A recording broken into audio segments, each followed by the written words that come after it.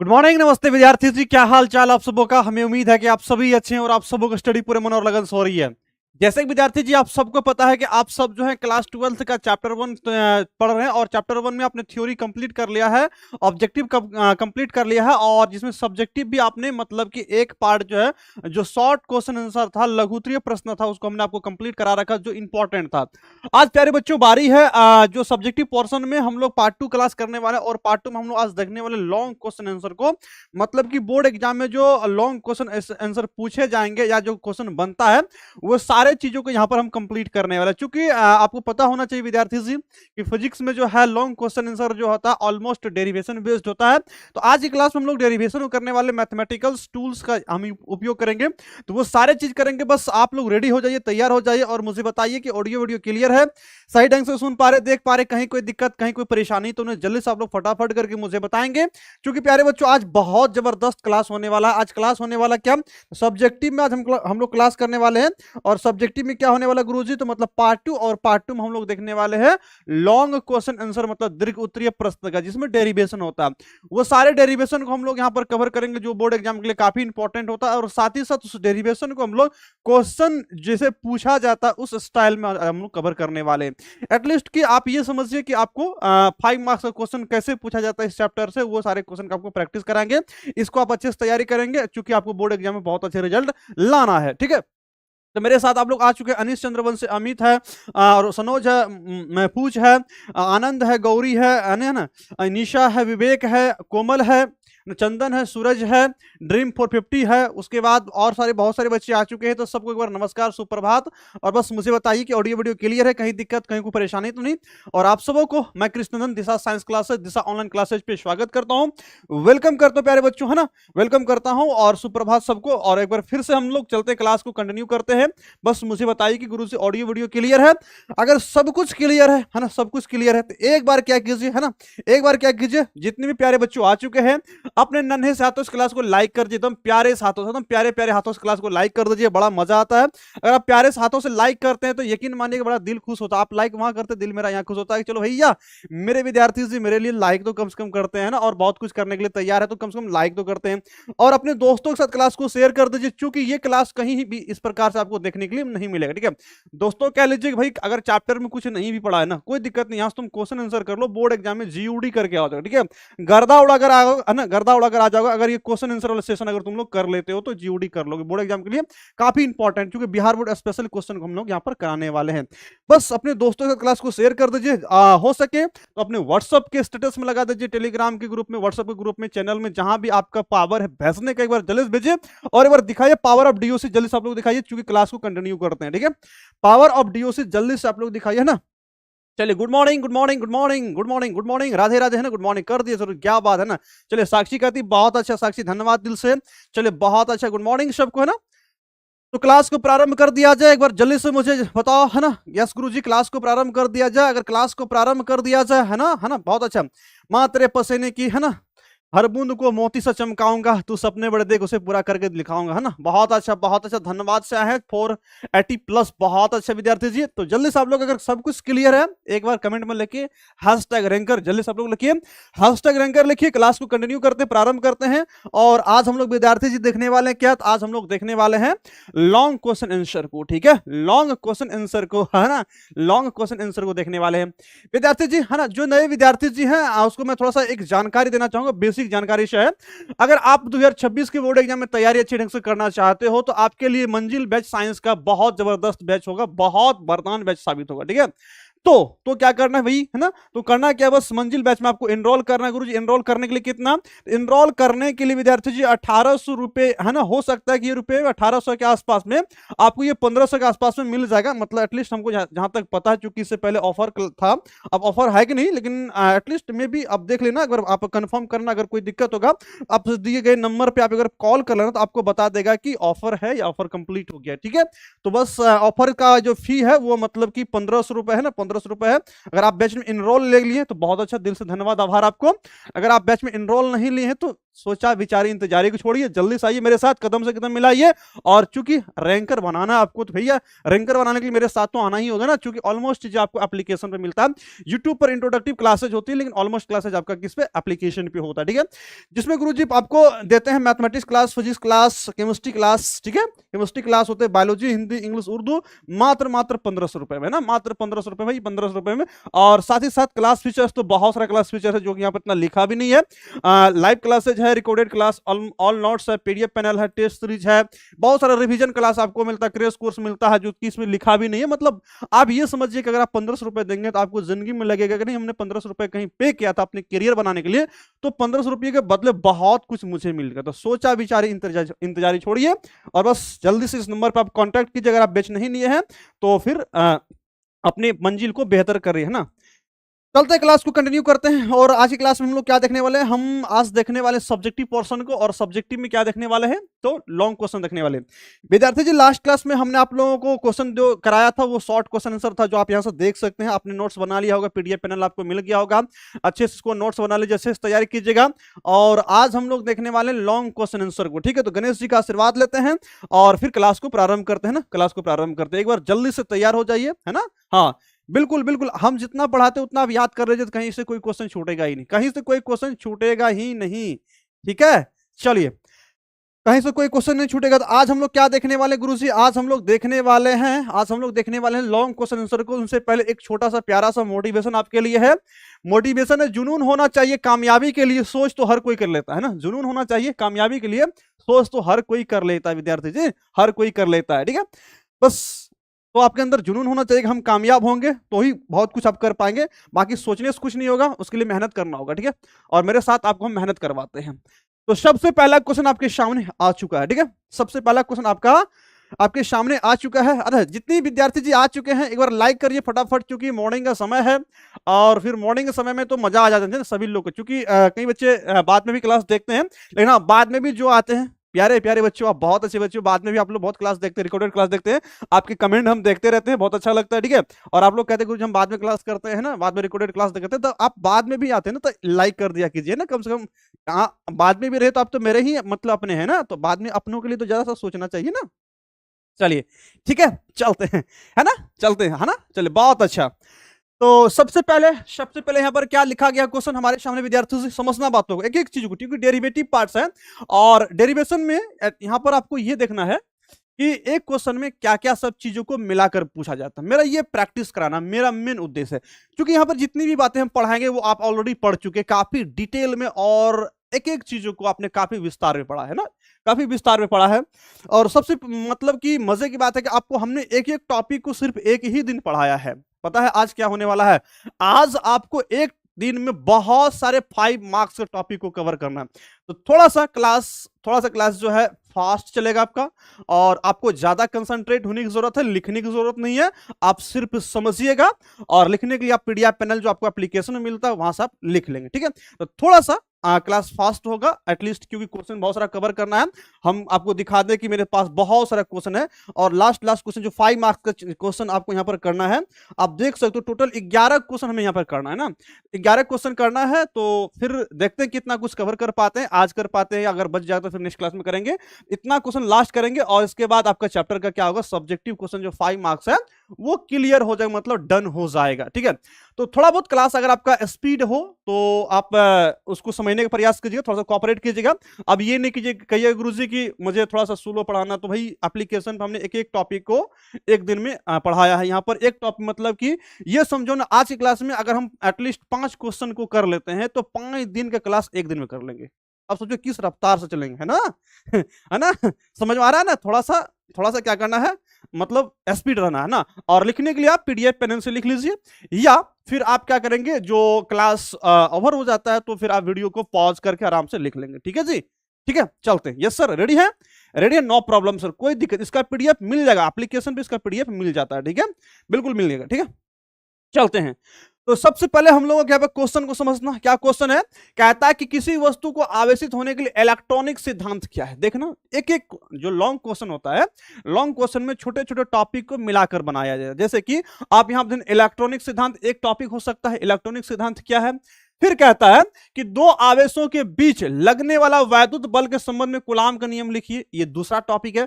देखो 5 मार्क्स का क्वेश्चन पूछने का तरीका कैसा होता है, मतलब इलेक्ट्रॉनिक सिद्धांत एक टॉपिक है, दूसरा टॉपिक है कूलाम का नियम, दूसरा टॉपिक है कहते इसके आधार पर इसके आधार पर क्या करना है, एसआई मात्रक को परिभाषा लिखिए। मतलब कि 3, अगर मोटा मोटी बात करें तो हम यहां पर 3 टॉपिक को एक साथ यहां पर मिलाकर दिया है ना, क्वेश्चन ऐसा आता है ना, ऐसा आता है। तो सबसे पहले आ जाइए एक एक चीज को समझेंगे हम। सबसे पहले क्या समझेंगे गुरुजी, इलेक्ट्रॉनिक सिद्धांत क्या होता है, और साथ ही साथ इलेक्ट्रॉनिक सिद्धांत को समझने के बाद हम लोग कूलाम के नियम क्या होता है उसके स्टेटमेंट हमको लिखना है, कूलाम के नियम को लिखना है, उसका फॉर्मूला को डिराइव थोड़ा सा कर लेना है, और इसके आधार पर हमें एसआई मात्रक मतलब कूलाम को परिभाषित करना, क्या करना है, कूलाम को परिभाषित करना है। ठीक है, इतनी चीजें आपको मतलब माइंड सेट करके लिखना। 5 मार्क्स का क्वेश्चन कैसे पूछा जाता है, ये आपका यहां से प्रैक्टिस होगा तो आपका पढ़ाई जो आपने किया तो आपके अंदर कॉन्फिडेंस आ जाएगा कि नहीं गुरुजी ऐसे पढ़ेंगे तो ऐसे तैयारी होता है। अब विद्यार्थी जी बात करते हैं हम लोग इलेक्ट्रॉनिक सिद्धांत का, है ना। इलेक्ट्रॉनिक सिद्धांत क्या होता है, देखो इलेक्ट्रॉनिक सिद्धांत जो है इसको मॉडर्न थ्योरी भी कहा जाता है ना, इसको आधुनिक सिद्धांत भी कहा जाता है। अब आधुनिक सिद्धांत कहने का मतलब क्या है, इसका कहना है कि अगर दो वस्तुओं को आपस में रगड़ते हो, अगर क्या करते हो, दो वस्तुओं को आपस में रगड़ते, जैसे मान ले कि कांच की छड़ लेते हैं ना, कांच की छड़, ग्लास रॉड लेते हैं और फिर क्या कहते हैं एक ऊनी वस्त्र लेते हैं, इन दोनों को आपस में क्या कहते हैं, इन दोनों को आपस में रगड़ते हैं। जब दोनों को आपस में रगड़ते हैं, ठीक है, जब दोनों को आपस में रगड़ते हैं तो इनसे क्या होता है, इनसे जो होता है इलेक्ट्रॉन का स्थानांतरण होता है। क्या होता है, इलेक्ट्रॉन का स्थानांतरण होता है। किसी एक में इलेक्ट्रॉन घटता है, मान लेते हैं कांच की छड़ पे, क्या है, कांच की छड़ और ग्लास रॉड हमने रगड़ा है, तो क्या हुआ कि जो कांच की छड़ से इलेक्ट्रॉन जो है वो कहां चला गया, वो ऊनी वस्त्र पे चला गया। कहां चला गया, ऊनी वस्त्र पे, ऐसा हम मान लेते हैं। अब हुआ क्या, यहां पर क्या हुआ गुरुजी, यहां पर आप देख सकते हो कि इसमें इलेक्ट्रॉन की कमी होगी। कांच की छड़ पे क्या होगा, ग्लास रॉड पे, कांच की छड़ पे क्या होगा, इलेक्ट्रॉन कमी हो गया, और ऊनी की वस्त्र पर क्या होगा, ऊनी कपड़े पर इलेक्ट्रॉन की अधिकता होगी। तो इलेक्ट्रॉन का कमी होना और इलेक्ट्रॉन का अधिकता होना, इलेक्ट्रॉन का कमी होना और इलेक्ट्रॉन का अधिकता होना, यही कारण आवेश का है। किसका कारण, आवेश का। अगर कोई वस्तु आवेशित है या आवेशित हो रहा है तो दैट मींस किसका मतलब है कि इस वस्तु में या तो इलेक्ट्रॉन की कमी हुई है या इलेक्ट्रॉन की क्या हुई है, वृद्धि हुई है। इलेक्ट्रॉन की कमी हुई है या इलेक्ट्रॉन की वृद्धि हुई है। तो कहता है कि जब दो वस्तु का आपस में रगड़ी जाती है या संपर्क में आती है तो उनके बीच इलेक्ट्रॉन का क्या होता है, स्थानांतरण होता है, ट्रांसफर होता है ना, इलेक्ट्रॉन का स्थानांतरण होता है, जिससे एक वस्तु पर ऋणात्मक आवेश और दूसरी पर क्या होता है, धनात्मक आवेश होता है।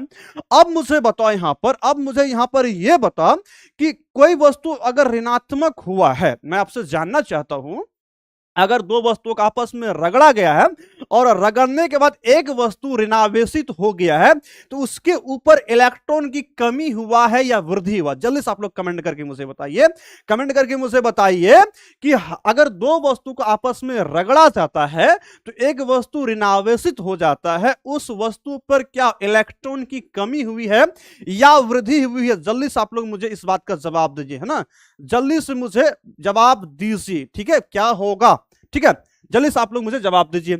और उसके बाद हम लोग दूसरा एक बात तो हमने क्लियर कर लिया, इसे इलेक्ट्रॉन सिद्धांत कहते हैं, इलेक्ट्रॉनिक सिद्धांत कहते हैं। इलेक्ट्रॉनिक सिद्धांत के अनुसार क्या हो गया, इलेक्ट्रॉनिक सिद्धांत के अनुसार क्या हो गया, जब दो वस्तु को आपस में रगड़ा जाता है या संपर्क में रखा जाता है तो इलेक्ट्रॉन का ट्रांसफर होता है, इलेक्ट्रॉन का स्थानांतरण होता है, जिससे एक वस्तु क्या होता है, निगेटिव चार्ज होता है और दूसरा वस्तु क्या होता है, दूसरा बॉडी पॉजिटिव चार्ज होता है। और यही बात कौन कहता है, यही बात इलेक्ट्रॉन मतलब कि आधुनिक सिद्धांत कहता है। ऑब्वियसली बात है कि अगर कोई वस्तु ऋणावेशित हुआ है, इसका मतलब उस वस्तु पर इलेक्ट्रॉन की वृद्धि हुई, क्या हुई है, इलेक्ट्रॉन की वृद्धि हुई है। और अगर किसी वस्तु पर अगर कोई वस्तु धनावेशित हुआ है, इसका मतलब उस वस्तु से इलेक्ट्रॉन में कमी हुई, उस वस्तु पर इलेक्ट्रॉन में क्या हुई है, कमी हुई। इस बातों को आपको समझना है। अब विद्यार्थी जी इसी में हम लोग दूसरा क्वेश्चन को देखते हैं। कहता है कि दो वैद्युत आवेशों के बीच लगने वाला वैद्युत बल के संबंध में कूलाम के नियम को लिखिए, है ना, कूलाम को नियम के लिखिए।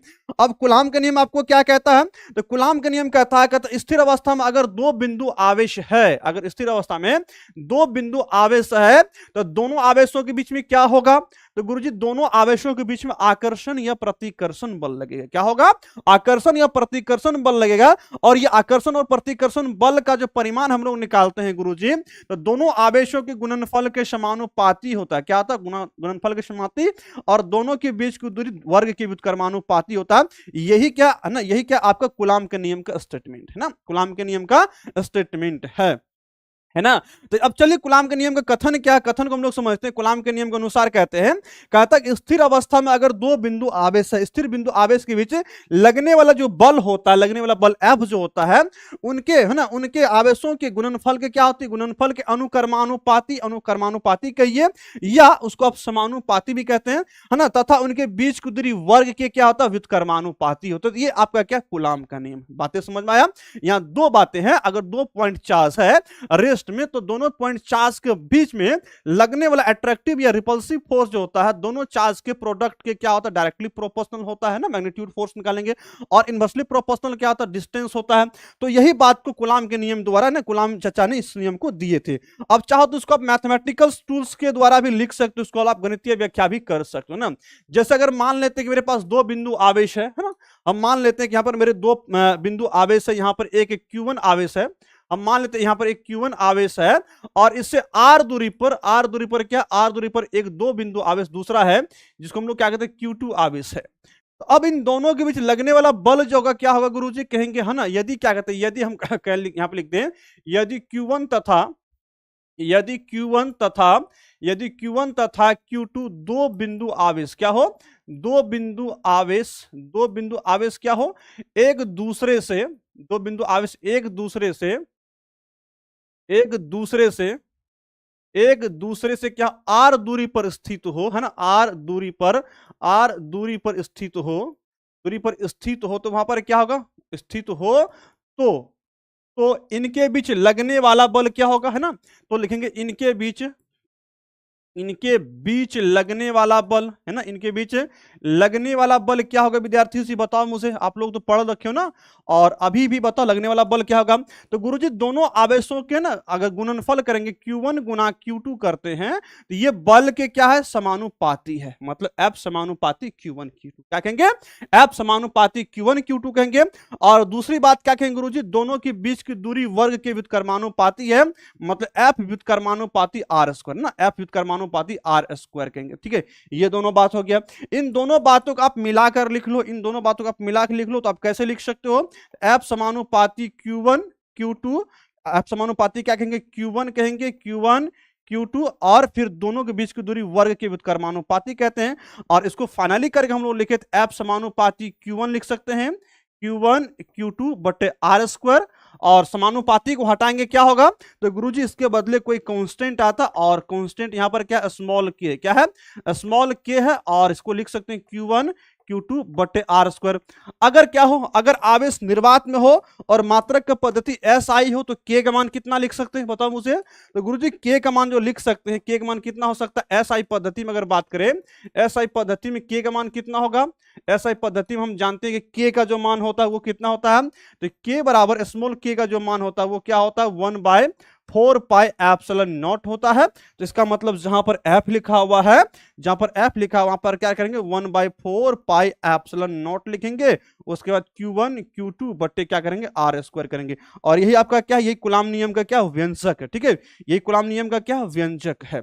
आप चाहो तो यहां पर दो बात लिख सकते हो, दो बात और भी लिख सकते हो। जहां क्या लिखना, जहां आपको लिखना है जो K है क्या है, जहां K क्या है, जहां K स्थिर वैद्युत बल नियतांक, स्थिर वैद्युत क्या है, स्थिर वैद्युत बल नियतांक है, स्थिर वैद्युत क्या है, बल नियतांक है। ठीक है, और एप्सिलॉन नॉट जो है क्या, एप्सिलॉन नॉट जो है निर्वात की विद्युतशीलता, एप्सिलॉन नॉट क्या है बताओ, निर्वात की विद्युतशीलता है, निर्वात की क्या है, निर्वात की वैद्युतशीलता है ना। वैद्युतशीलता ऑलमोस्ट लिखा जाता है, तो मुझे भी लिखना पड़ा, लेकिन वैद्युतशीलता सटीक नहीं है लिखना। ठीक है, वैद्युतशीलता इसको परमिटिविटी ऑफ फ्री स्पेस कहते हैं। ठीक है, अच्छा आप लोग मुझे बताओ एप्सिलॉन नॉट का मान कितना होगा, है ना।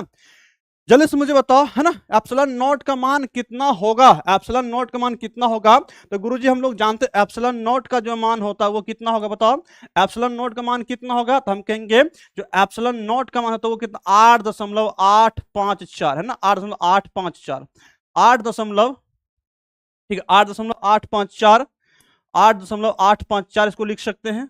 8.854 गुना कितना होगा बताओ? 8.854 गुना 10 से पावर -12। और अगर हम लोग मात्रक की बात करें, है ना, अगर हम लोग मात्रक की बात करें तो मात्रक कितना लिख सकते हैं?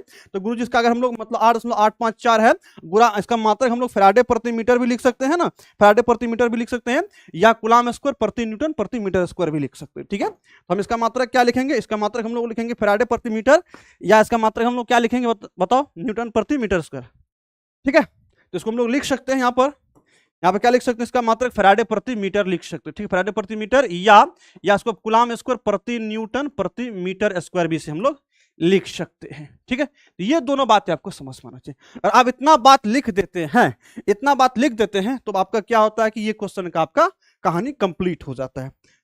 तो यहां पर क्या क्या बात है आपको क्वेश्चन में दिया गया था, एक बार फिर से समझ लेंगे ना। कहता किसी आवेशित वस्तु के लिए इलेक्ट्रॉनिक सिद्धांत क्या है? तो इलेक्ट्रॉनिक सिद्धांत वो तो इलेक्ट्रॉन का ट्रांसफर का कंसेप्ट है। उसके बाद क्या कहता है, कूलाम के नियम की लिखिए, वो हमने लिख दिया है। अब कहता है इसके आधार पर आवेशों का एसआई मात्रक को परिभाषित करें, है ना। अब मुझे बताइए कि आवेश का एसआई मात्रक क्या होता है? आवेश का एसआई मात्रक क्या होता है? जल्दी से मुझे बताइए ना, आवेश का एसआई मात्रक क्या है? चलो बताओ मुझे, आवेश का एसआई मात्रक क्या होता है? जल्दी से, है ना।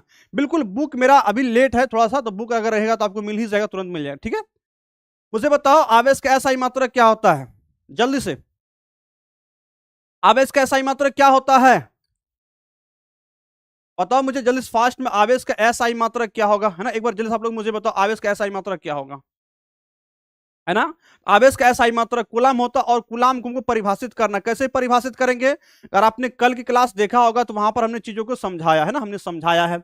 हम जानते हैं आवेश का एसआई मात्रक क्या होता है, बताओ। आवेश का एसआई मात्रक जो होता है, आवेश का एसआई मात्रक जो है गुरुजी, आवेश का एसआई मात्रक क्या है? कूलाम है। क्या है?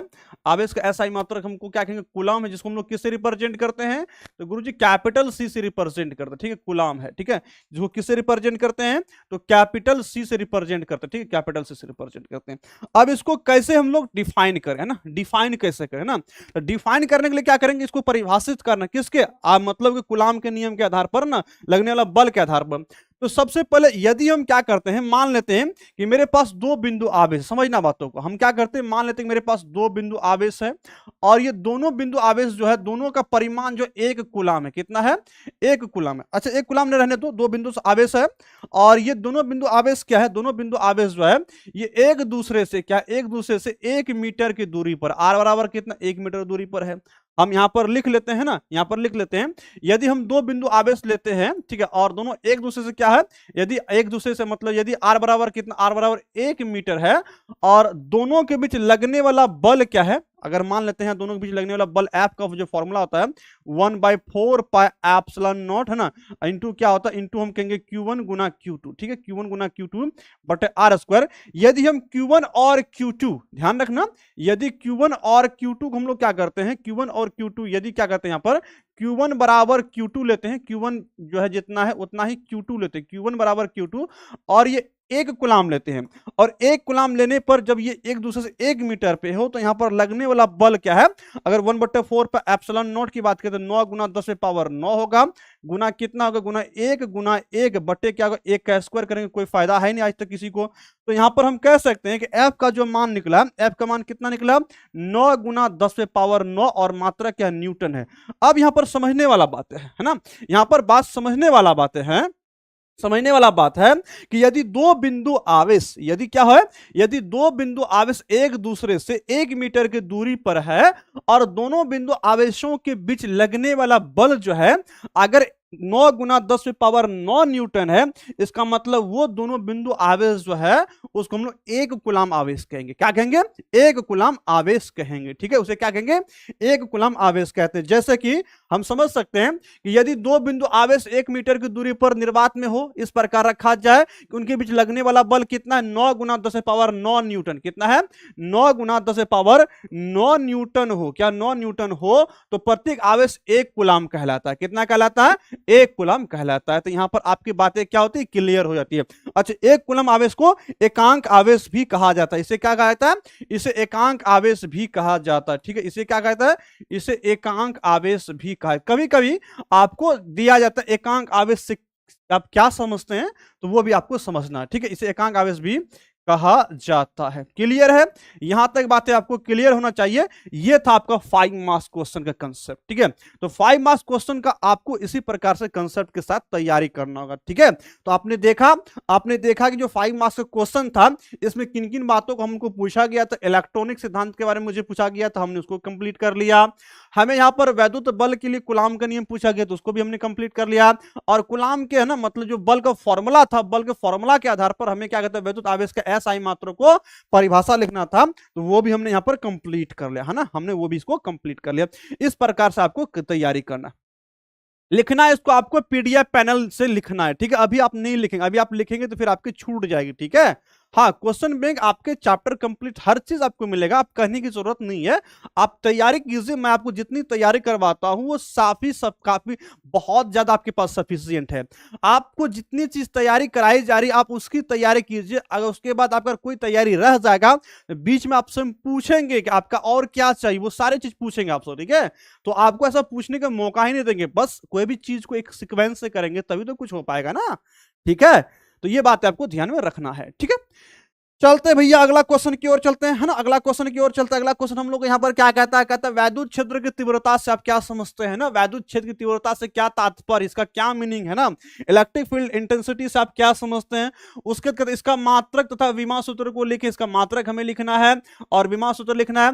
फिर इसी में फिर क्या कहता है, बिंदु आवेश, क्या कहता है, बिंदु आवेश के कारण, है ना, बिंदु आवेश कारण वैद्युत क्षेत्र की तीव्रता का व्यंजक स्थापित करें। आप लोग कहते थे ना कि गुरुजी से क्वेश्चन कैसे पूछा जाता है ना, क्वेश्चन कैसे पूछा जाता है, तो आप देख सकते हो क्वेश्चन कैसे कैसे पूछा जाता है। आप देखो यहाँ पर वैद्युत क्षेत्र की तीव्रता एक टॉपिक है, यहाँ पे कहता है वैद्युत क्षेत्र की तीव्रता से आप क्या समझते हैं, वैद्युत क्षेत्र की तीव्रता एक टॉपिक है।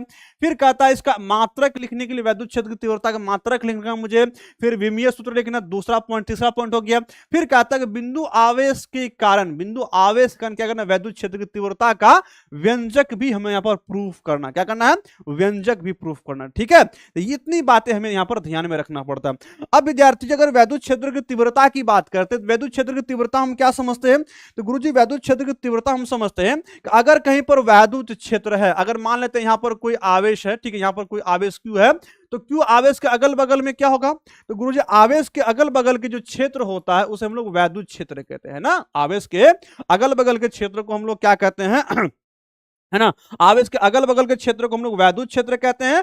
और वैद्युत क्षेत्र में जब कोई आवेश को लाया जाता है, तो मान लेते हैं क्यू नोट आवेश को वैद्युत क्षेत्र में लाते हैं, तो क्यू नोट आवेश पर क्या होगा कि वैद्युत क्षेत्र में अगर किसी आवेश को लाते हैं तो उस आवेश पर क्या होता है, बल लगता है।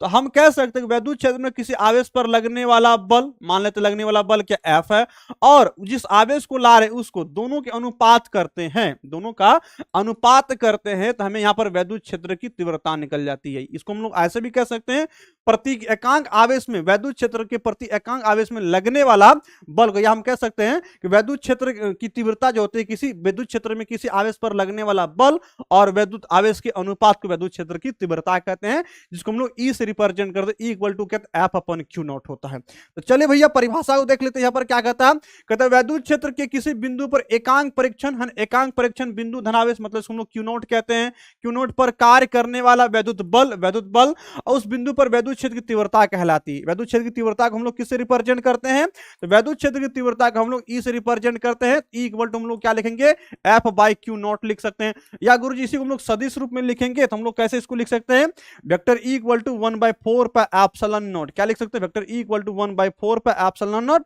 और चूंकि गुरुजी मुझे पता है कि जो परीक्षण आवेश होता है ये क्या होता है, बहुत छोटा सा आवेश होता है, इसलिए हम लोग इसको लिमिट के साथ लिखते हैं। लिमिट के साथ लिखना ज्यादा सटीक है, अगर ना भी लिखे तो कोई दिक्कत नहीं, हम इसको लिख सकते हैं vector E equal to limit Q naught tends to 0 F अपन क्या लिखेंगे, एफ अपन क्यू नोट, इसे हम लोग लिख सकते हैं। ठीक है, ये क्या हो गया, ये हो गया वैद्युत क्षेत्र की तीव्रता का कंसेप्ट।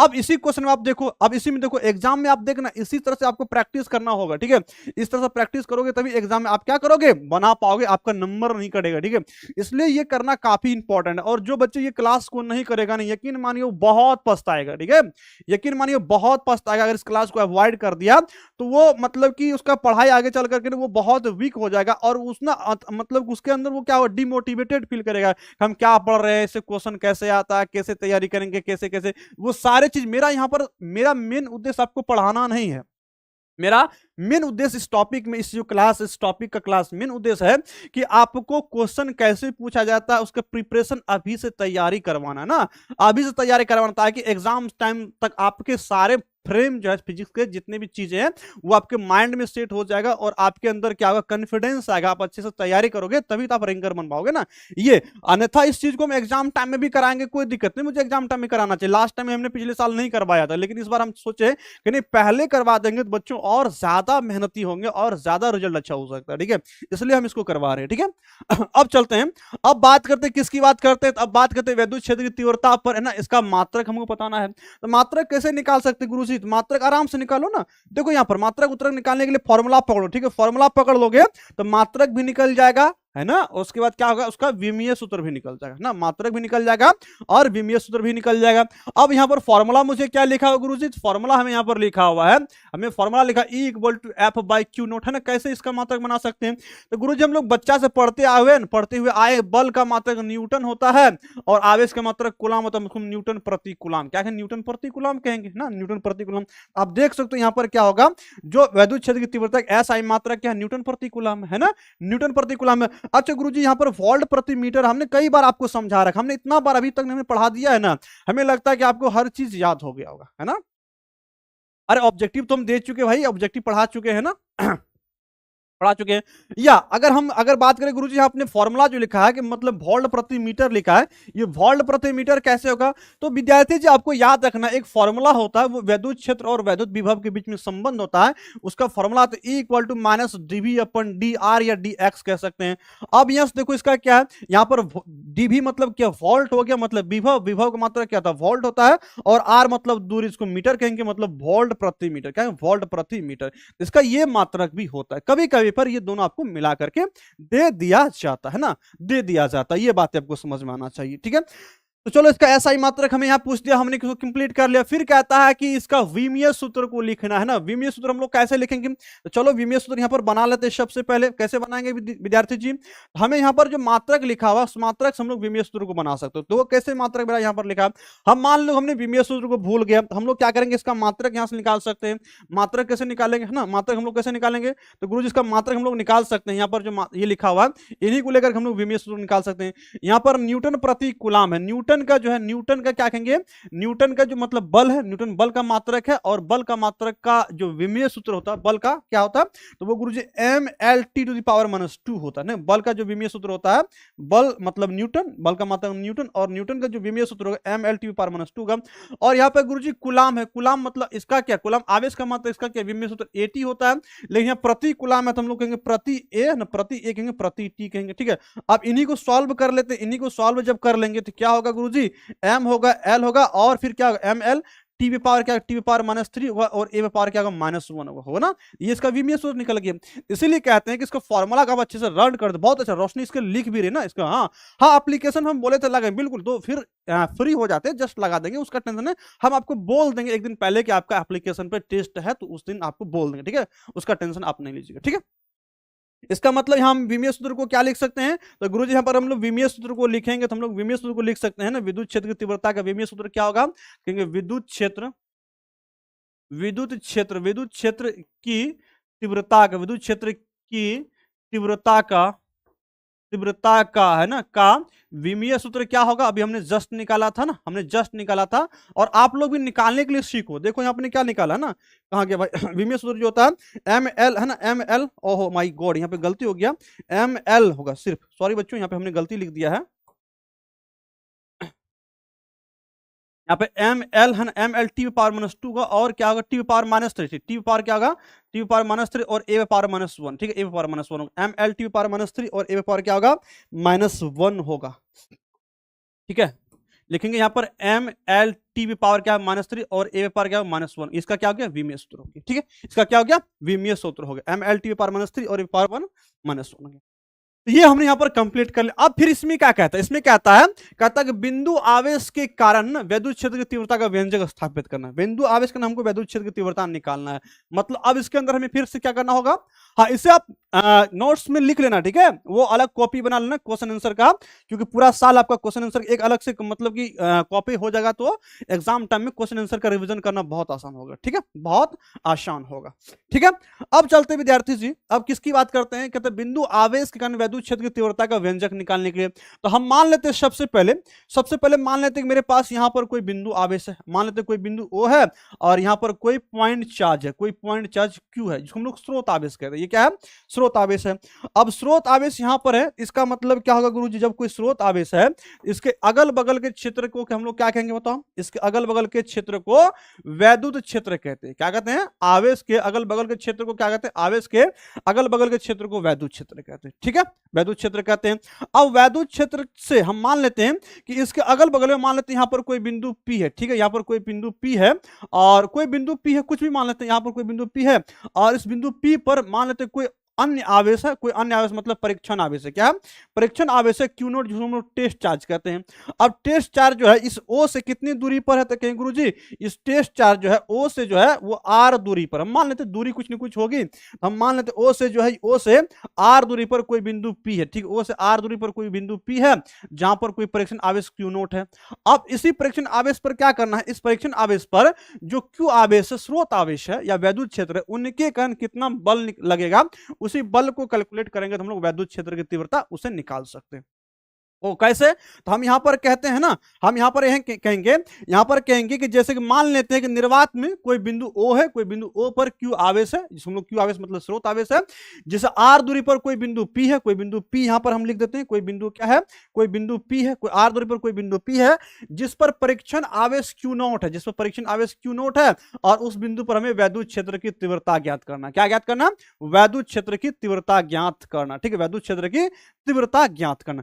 आप इसको लिखना पीडीएफ पैनल से लिखना, ठीक है, पीडीएफ पैनल से इसको लिखना है।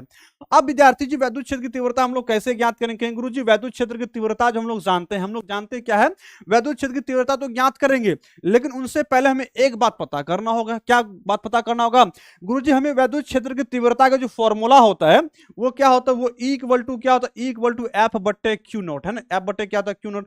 अगर गुरुजी हमको F का कुछ काम बन जाए, F का अगर काम बन जाए तो हम लोग E का मान निकाल सकते हैं। बताओ निकाल सकते हैं कि नहीं निकाल सकते हैं। अगर हम लोग यहां से क्या करते हैं, अगर हम लोग यहां से F का मान निकाल लें, तो F का मान निकालने के बाद हम लोग Q है ना E का मान निकाल सकते हैं ना, यस या नो, जल्दी से मुझे बताओ। हम बिल्कुल इसको निकाल सकते हैं ना, बिल्कुल इसको हम लोग निकाल सकते हैं। तो E का मान हम लोग निकालने से पहले F का मान निकालते हैं। कैसे निकालेंगे, तो गुरुजी यहां पर एक आवेश है और एक आवेश यहां है ना, दो आवेश है। क्या है, दो आवेश हैं, और दो आवेशों के बीच में बल लगता है ना, दो आवेशों के बीच में क्या होता है, बल लगता है। जब दो आवेशों के बीच में बल लगता है तो दोनों आवेशों के बीच लगने वाला जो बल होता है, उस बल को हम लोग किसके द्वारा ज्ञात करते हैं, तो हम लोग लिखेंगे कूलाम के नियम से। किसके नियम से, कूलाम के नियम से, ठीक है, कूलाम के नियम से। कूलाम के नियम का फॉर्मूला क्या होता है गुरुजी, तो हम लोग जानते हैं कूलाम के नियम का जो फॉर्मूला होता है वो क्या होता है, F बराबर क्या है, F बराबर 1/4 पाई एप्सिलॉन नॉट। अगर आवेश निर्वात में है तो हमने यहाँ पर आवेश क्या कर दिया, निर्वात में है। उसके बाद गुरुजी क्या होता है, दोनों आवेशों के गुणनफल होता है, मतलब एक आवेश Q है, एक आवेश Q है, दूसरा आवेश क्या Q नोट है, Q नोट दिए, दोनों के बीच की दूरी के वर्ग के, है ना, वर्ग होगा, है ना, मतलब R² होगा। ये बातें हमने यहाँ पर क्लियर कर ली। ये हमने किसका हम काम कर दिए, हमने इसका काम कर लिया, मतलब निकाल लिया बल का फॉर्मूला। अब हमें वैद्युत क्षेत्र की तीव्रता निकालना, तो वैद्युत क्षेत्र की तीव्रता कैसे निकाल सकते हैं, गुरुजी चूंकि हम लोग जानते हैं कि E बराबर क्या होता है, E बराबर F बट्टे Q नोट होता है। F बट्टे क्या होता है, Q नोट होता है। ई बराबर क्या होता है, एफ बट्टे क्यू नोट है। अब जहां हमें एफ लिखा हुआ है, जहां एफ लिखा है वहां क्या करेंगे गुरुजी, जहां एफ लिखा वहां एफ का मान डाल देंगे। एफ का मान कितना है, तो 1/4 पाई एप्सिलॉन नॉट है, Q capital Q small Q ना, क्यू नॉट बट्टे क्या आर स्क्वायर है, और नीचे में गुरुजी, नीचे में ये क्यू नॉट है, नीचे में क्या है, नीचे में जो ये क्यू नॉट है, इस क्यू नॉट को भी आप यहां पर लिख दो। क्यू नॉट हमने लिख दिया। अब देखो यहां पर दो क्यू नॉट हो गया, एक क्यू नॉट ऊपर हो गया, एक क्यू नॉट नीचे हो गया। तो कह सकते गुरुजी ये क्यू नॉट क्या हो गया, चला गया गेंदा फूल तोड़ने के लिए। क्या करने के लिए, गेंदा फूल तोड़ने के लिए। मतलब फाइनली बचा क्या, equal to 1/4 pi epsilon naught Q अपन क्या बच गया, क्यू अपन आर स्क्वायर। और यही क्या हो गया, ये आपका बिंदु आवेश के कारण वैद्युत क्षेत्र की तीव्रता है, जो मुझे प्रूफ करना था, जो मुझे क्या करना था, प्रूव्ड करना था। हमने इसको प्रूव्ड कर दिया। ठीक है, हमने इसे प्रूव्ड कर दिया। तो बहुत आसान है, देखो कितना आसान है। अगर आपने सही ढंग से सारे चीज को पढ़ा होगा क्लास में कंसेप्ट के साथ, तो यहां आपको कहीं कोई दिक्कत होगा ही नहीं ना, कोई दिक्कत आपको नहीं होगा। ठीक है, चलिए इतनी बातें आपको क्लियर होना चाहिए ना, इतनी बातें आपको क्या होना चाहिए, क्लियर होना चाहिए। हमने यहां पर ई का मान निकाल लिया, और इसको हम लोग सदिश रूप में भी अगर चाहें तो हम लोग सदिश रूप में भी लिख सकते हैं। इसे सदिश रूप में अगर लिखना चाहेंगे तो सदिश रूप में भी हम इसे लिख सकते हैं ना, सदिश रूप में। सदिश रूप में कैसे लिखेंगे, तो इसको कहेंगे गुरुजी वेक्टर ई इक्वल टू लिख दो आप 1/4 पाई एप्सिलॉन नॉट लिख दो, उसके बाद आवेश बटे क्या, क्यू बटे आर स्क्वायर, और यहां पर एकांक सदिश आप ले लो जो कि बाहर की ओर होगा। तो हम लोग क्या कहेंगे, एकांक सदिश कैप आर है, तो यहां पर कैप आर लगा दो। क्या करो, कैप आर लगा। तो ये क्या हो गया आपका, मतलब कि वेक्टर के फॉर्म में हो गया। इस प्रकार से क्वेश्चन अगर आपको पूछेगा तो क्या आप लोग बना दोगे ना, एक बार जल्दी से मुझे बताओ। यस सर, अगर ऐसा क्वेश्चन आएगा तो हम लोग बनाएंगे, बिल्कुल क्वेश्चन आएगा ही आएगा। ठीक है, क्योंकि आपको पता होना चाहिए हम जो क्वेश्चन सेट करते हैं वही बिहार बोर्ड क्वेश्चन सेट करता है। आपको पता होना चाहिए, मेरा बहुत पहुंच है। आपको नहीं पता है तो प्रीवियस ईयर जाकर के मेरा एक बार हिस्ट्री आप देख लेना। ठीक है, हाँ, क्या इसको क्यों भी लिख सकते हैं ना, क्यों भी लिख सकते हैं, ये सब भी लिख सकते हैं। डायरेक्ट हम जो क्वेश्चन यहाँ पढ़ाएंगे वही बिहार बोर्ड क्वेश्चन लिखेगा। ठीक है, इतना तो आपको बिलीव करना होगा। अगर बिलीव नहीं है तो मेरा प्रीवियस ईयर के जाकर हिस्ट्री एक बार आप देख लेंगे, रिकॉर्ड देख लेंगे, तो आपको समझ में आ जाएगा। ठीक है, रिकॉर्ड आपको समझ में आएगा। गुरुजी आप जो क्वेश्चन सेट करते हैं, जो पढ़ाते हैं, वही बोर्ड एग्जाम में क्वेश्चन आता है। इसलिए हम जो पढ़ा रहे हैं इस पे आप फोकस कीजिए। आपको कहीं कुछ करने की जरूरत नहीं है ना, कहीं कुछ करने की जरूरत नहीं है। अच्छा, 2 बार लाइक कर दिया, 2 बार लाइक नहीं, 2 बार लाइक करने से अनलाइक हो जाता है। ठीक है, चलिए ठीक है, यस सर बन जाएगा, बहुत अच्छा, बेस्ट ऑफ लक, बिल्कुल बनना ही बनना चाहिए। तो चलिए हमने दूसरा क्वेश्चन कवर कर लिया है ना, दूसरा क्वेश्चन कवर कर लिया। अब आ जाते हम लोग तीसरा क्वेश्चन पर। ठीक है, तीसरा क्वेश्चन हम लोग को यहाँ पे सामने दिया गया है। ठीक है, तीसरा क्वेश्चन हम लोग को यहाँ पर सामने दिया गया है। ठीक है, तीसरा क्वेश्चन हम लोग को सामने यहाँ पर दिया गया है। अब तीसरा क्वेश्चन हम लोग कैसे बना सकते हैं, है ना, कैसे बना सकते हैं, तो कहेंगे गुरुजी तीसरा क्वेश्चन आप देखिए यहाँ पर क्या लिखा गया है। यहाँ पर तीसरा क्वेश्चन हमको लिखा गया है कि वैद्युत द्विध्रुव तथा द्विध्रुव आघूर्ण से आप क्या समझते हैं। देखो मेरा मेन मोटिव बच्चों क्या है कि आपको जो पढ़ाए है ना उससे क्वेश्चन प्रैक्टिस करवा देना, मेरा मेन मोटिव है। ठीक है, मेरा बोर्ड अभी तक बहुत पहुंचे, सही बोले, बता रहे, मजाक लग रहा है आपको बात, कहेंगे गुरुजी आप क्या फेंक रहे, बहुत ज्यादा फेंक, इतना फेंक दिए नेपाल को छोड़कर क्या चीन में जाके आपके बात गिरा। ऐसा बात नहीं है, बता रहे, सच्ची बता रहे हैं। अगर नहीं विश्वास है तो कोई दिक्कत नहीं, मेरे बात पर विश्वास ना करो, लेकिन पता चलेगा क्या, जब एग्जाम टाइम आएगा तब, जब एग्जाम देने जाओगे ना तब पता चला गुरुजी सही में आप बोले थे। और बोलता है बच्चा अभी भी कहता आपका पहुंच तो नहीं है। कहता है वैद्युत द्विध्रुव तथा द्विध्रुव आघूर्ण से आप क्या समझते हैं, क्वेश्चन नंबर तीसरा है। और एक समान वैद्युत क्षेत्र में रखे वैद्युत द्विध्रुव पर लगने वाला महत्तम बल आघूर्ण का व्यंजक ज्ञात करना, मतलब टॉ का मान ज्ञात करना। किसका मान ज्ञात करना है, टॉ का मान ज्ञात करना है। और इसके आधार पर वैद्युत द्विध्रुव आघूर्ण का परिभाषा देना। क्या बात है गुरुजी, वैद्युत द्विध्रुव आघूर्ण का हमको यहाँ पर परिभाषा भी देना है। ठीक है, अब चलते विद्यार्थी जी कैसे इसको बनाएंगे बताओ। तो गुरुजी सबसे पहले आप परिभाषित कर लो, किसको, सबसे परिभाषित कर लो आप वैद्युत द्विध्रुव का। अच्छा, वैद्युत द्विध्रुव में क्या होता है गुरुजी, कुछ नहीं होता है वैद्युत द्विध्रुव में, जिसमें 2 ध्रुव होता है, जिसमें क्या होता है, जिसमें 2 ध्रुव होता है उसको हम लोग वैद्युत द्विध्रुव कहते हैं। अच्छा, 2 ध्रुव तो होता है, लेकिन गुरुजी इसमें खेला होता है, क्या होता है, खेला यहाँ, हाँ, खेला क्या होता है, खेला यहाँ पर यह होता है कि 2 आवेश होता है, और 2 आवेश एक दूसरे से क्या होता है, बहुत ही अल्प दूरी पर स्थित होता है ना। जब 2 आवेश बहुत ही अल्प दूरी पर स्थित हो और ये दोनों आवेश का परिमाण क्या हो, बराबर हो, परिमाण मतलब बराबर हो, परिमाण समान हो, और दोनों की प्रकृति क्या हो, विपरीत हो, तो ये एक निकाय का निर्माण करता है, एक सिस्टम का निर्माण करता है। वैद्युत द्विध्रुव क्या, एक सिस्टम है, एक निकाय है, एक सिस्टम या निकाय है। उस सिस्टम या निकाय में होता क्या है, तो 2 आवेश होता है, दो आवेश, ठीक है, हम दो आवेश लेते हैं ना, मतलब कि दो आवेश लेते हैं, चलो दो आवेश लेते हैं, एक आवेश यहाँ लेते हैं, ठीक है, एक आवेश यहाँ लेते हैं, ये आवेश हमने मान लो क्यू लिया, और यहाँ पर भी एक आवेश हमने क्यू लिया, मतलब दो आवेश है, ठीक है, हमने दो आवेश लिया, और ये दो आवेश एक दूसरे से अगर क्या हो, मतलब कि एक दूरी पर स्थित हो, और उस दूरी को हम लोग एल या 2l लेते हैं, क्या लेते हैं, सॉरी, मतलब 2l या 2a लेते हैं, क्या लेते हैं, 2l या 2a लेते हैं, 2l या क्या लेते हैं, 2l या 2a लेते हैं, और ये दोनों आवेश में एक खासियत होना चाहिए, इन दोनों आवेश में क्या होना चाहिए, इन दोनों आवेश में एक खासियत क्या होना चाहिए, बताओ क्या खासियत होना चाहिए, आप लोग गैस करो, क्या खासियत होना चाहिए, तो गुरुजी खासियत इसका ये होना चाहिए कि आवेश दोनों तो परिमाण में बराबर है, Q और Q दोनों परिमाण में बराबर है, लेकिन एगो को आप निगेटिव कर दीजिए, एगो को पॉजिटिव कर दीजिए, यह जो निकाय बना है ना, यह जो सिस्टम बना है, यह जो निकाय या सिस्टम बना, एक सिस्टम बना है, इसी सिस्टम को क्या कहते हैं, वैद्युत द्विध्रुव कहते हैं, क्या कहते हैं, वैद्युत द्विध्रुव कहते हैं, ठीक है। तो वैद्युत द्विध्रुव को हम लोग कैसे परिभाषित कर सकते हैं, कहता वैद्युत द्विध्रुव वह निकाय जिसमें क्या, जिसमें समान परिमाण तथा विपरीत प्रकृति के आवेश एक दूसरे से अल्प दूरी पर स्थित होता है, क्या होता है, एक दूसरे से अल्प दूरी पर स्थित होता है, उसे वैद्युत द्विध्रुव कहते हैं, क्या कहते हैं, उसे वैद्युत द्विध्रुव कहते हैं, समझ में आया, बिल्कुल बातें समझ में आ जाना चाहिए, आपको कहीं कोई दिक्कत नहीं होना चाहिए।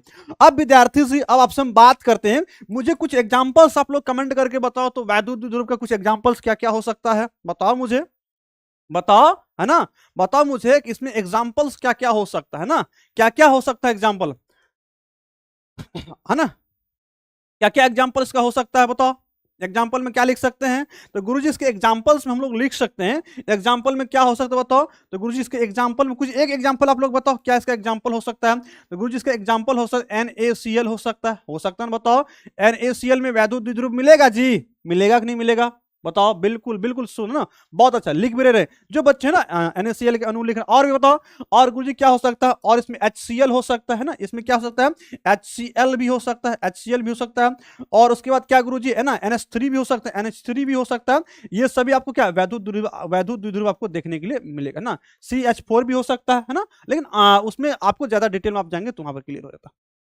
ठीक है, ये क्या है, इसका वैद्युत द्विध्रुव का कंसेप्ट है।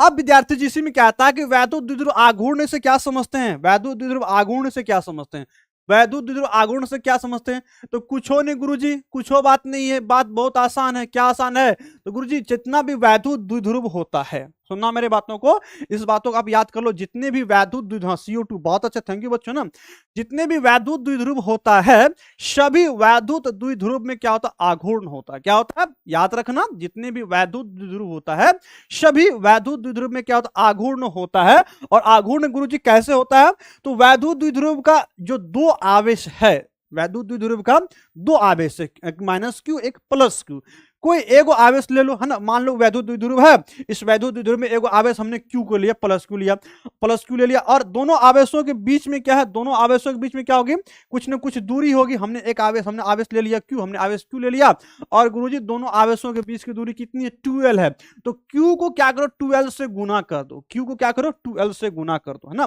Q को क्या करो, 2l से गुना कर दो, जब Q को 2l से गुना कर दे तो इसका मतलब क्या है गुरुजी, वैद्युत द्विध्रुव का कोई एगो आवेश और दोनों आवेशों के बीच की दूरी के गुणनफल को हम लोग वैद्युत द्विध्रुव आघूर्ण मतलब कि P कहते हैं, क्या कहते हैं, वैद्युत द्विध्रुव आघूर्ण यानी P कहते हैं।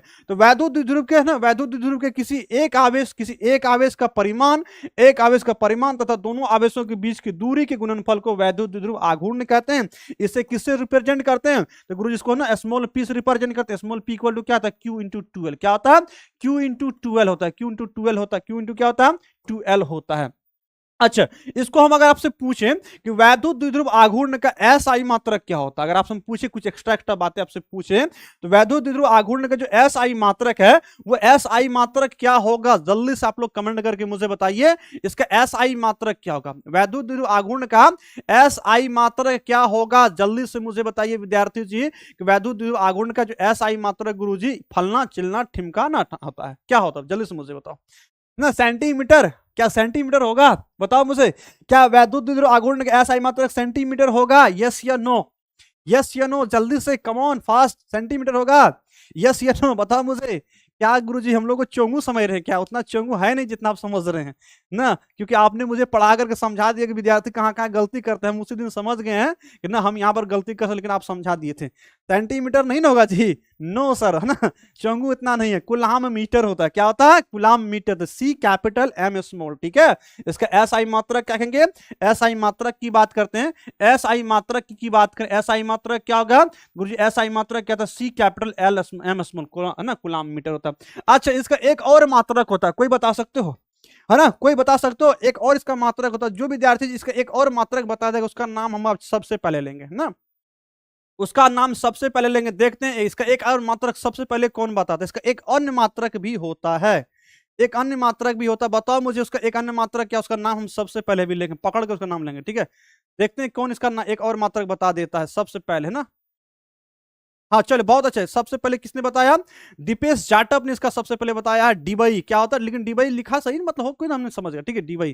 चले उसके बाद और भी बच्चे लिख रहे हैं, दुबई लिख रहा है ना, दुबई नहीं, तुम रसिया लिख दो, ठीक है, रसिया लिख दो दुबई नहीं गुरुजी टाइपिंग मिस्टेक है, आप बात को समझने का प्रयास कीजिए ना, फीलिंग को समझिए ना। हाँ ठीक है भाई, फीलिंग तो समझने का प्रयास करते हैं ना। इसका एक अन्य मात्रा क्या होता है? डीबई होता है, ठीक है, दुबई नहीं डीबई ठीक है। एफएम लिख रहा है कोई बच्चा? एफएम नहीं, तुम रेडियो लिखो, ठीक है एफएम नहीं, तुम रेडियो लिखो, ठीक है ना। दीपावली लिख दो, दीपावली चलेगा, चलेगा, दीपावली भी लिखो चलेगा, समझ जाएगा। गुरु जी आप समझने का प्रयास करो ना हमने वही लिखा जो आपने समझा। चलो अब बच्चों बात करते हैं इसी में। नेक्स्ट बात क्या करता है? कहता है एक समान वैद्युत क्षेत्र में, क्या कहता है? एक समान वैद्युत क्षेत्र में क्या कहता है? द्विध्रुव पर रखने वाला महत्तम बल आघूर्ण ज्ञात करना, महत्तम बल आघूर्ण ज्ञात करना है। चलो भैया महत्तम बल आघूर्ण ज्ञात करते हैं ना, महत्तम बल आघूर्ण ज्ञात करेंगे। कैसे ज्ञात करेंगे?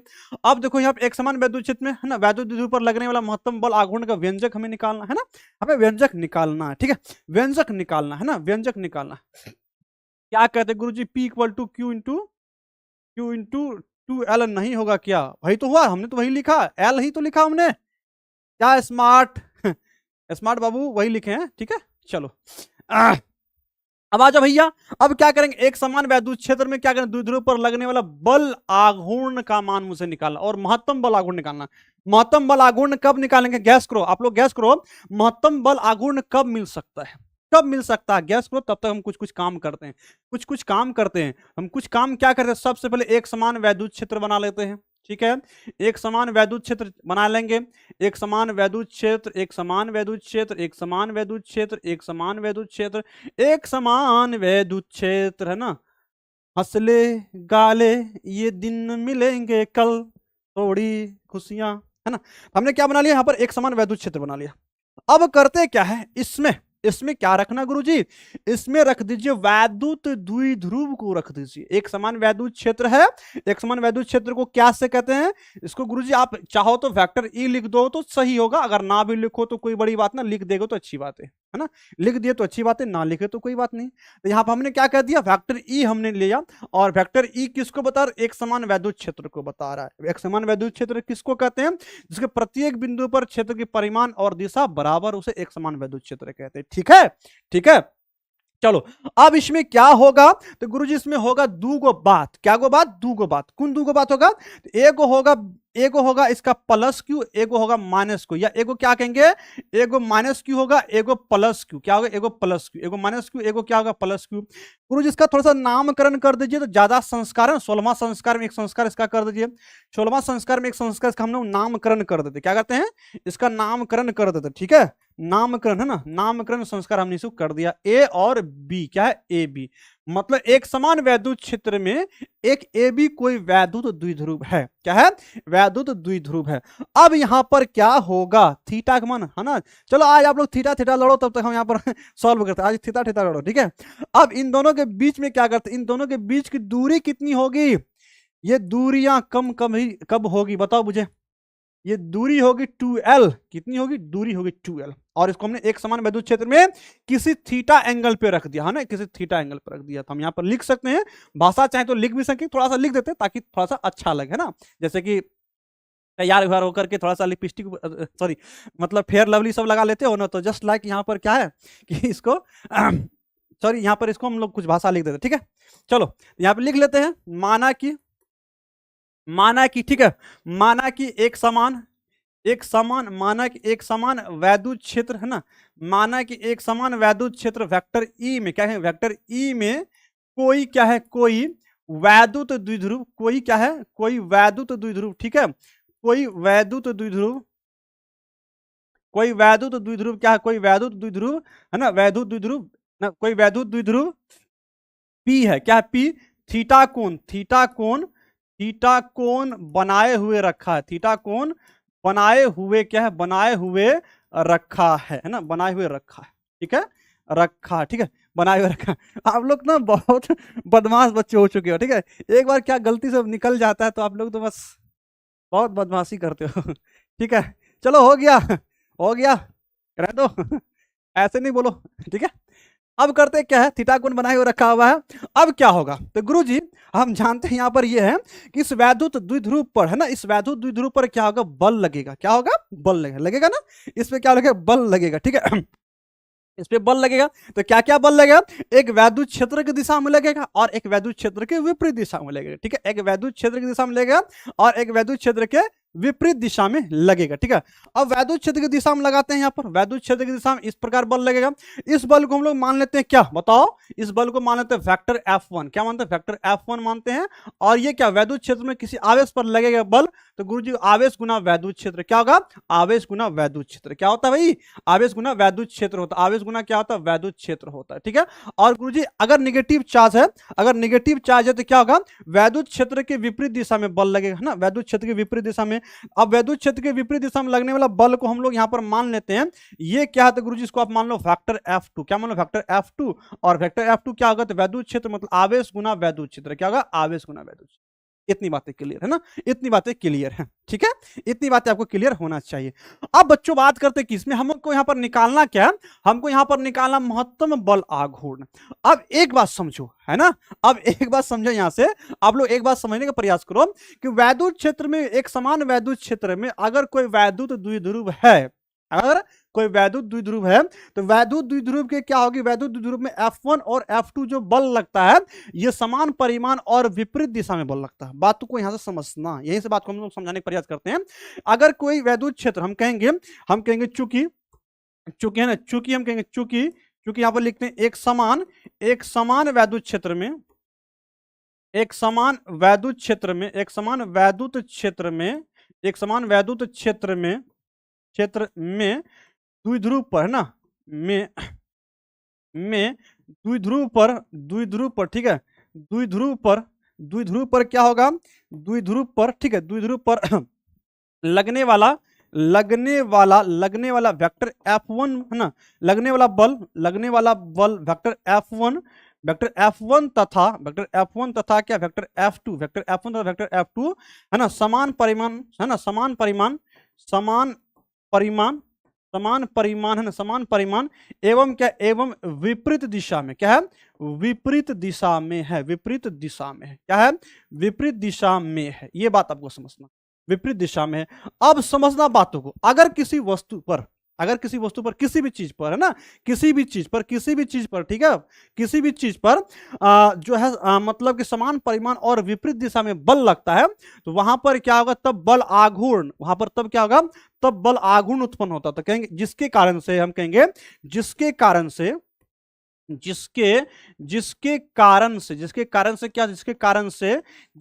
क्या होगा, द्विध्रुव पर क्या होगा, द्विध्रुव पर क्या कहेंगे, द्विध्रुव पर बल आघूर्ण उत्पन्न होगा, क्या होगा, बल आघूर्ण उत्पन्न होगा, बल आघूर्ण उत्पन्न होगा। और ये बल आघूर्ण उत्पन्न होगा, तो इस बल आघूर्ण को हम लोग किससे रिप्रेजेंट करते हैं, तो गुरुजी बल आघूर्ण को हम लोग टॉ से रिप्रेजेंट करते हैं, किससे रिप्रेजेंट करते हैं, टॉ से रिप्रेजेंट करते हैं, ठीक है। और बल आघूर्ण को हम लोग टॉ से जब रिप्रेजेंट करेंगे, तो बल आघूर्ण का फॉर्मूला क्या होता है, बल आघूर्ण का फॉर्मूला क्या होता है बताओ, तो गुरुजी बल आघूर्ण का जो फॉर्मूला होता है, हम लोग जानते हैं बल आघूर्ण बराबर क्या होगा, हम जानते हैं कि बल आघूर्ण जो होता है, जिसको हम लोग टॉ से रिप्रेजेंट करते हैं, बल आघूर्ण बराबर क्या होता है, किसी एक बल का परिमाण, है ना, बल आघूर्ण क्या होता है, किसी एक बल का परिमाण, किसी एक बल का किसी एक बल का क्या करेंगे, परिमाण करेंगे, किसी एक बल का परिमाण गुना क्या करेंगे, गुना करेंगे दोनों बलों के बीच की क्रिया रेखा के बीच की लंबवत दूरी। हम या डायरेक्ट इन शॉर्ट लिखते हैं दोनों बलों के बीच, है ना, दोनों बलों के बीच की लंबवत दूरी शॉर्टकट में लिखते हैं गुना करके। दोनों बलों दोनों बलों दोनों बलों के बीच की, है ना, बीच की लंबवत दूरी, है ना, लंबवत दूरी, ठीक है, लंबवत दूरी, लंबवत दूरी, ठीक है, लंबवत दूरी, ये क्या लंबवत दूरी होगा।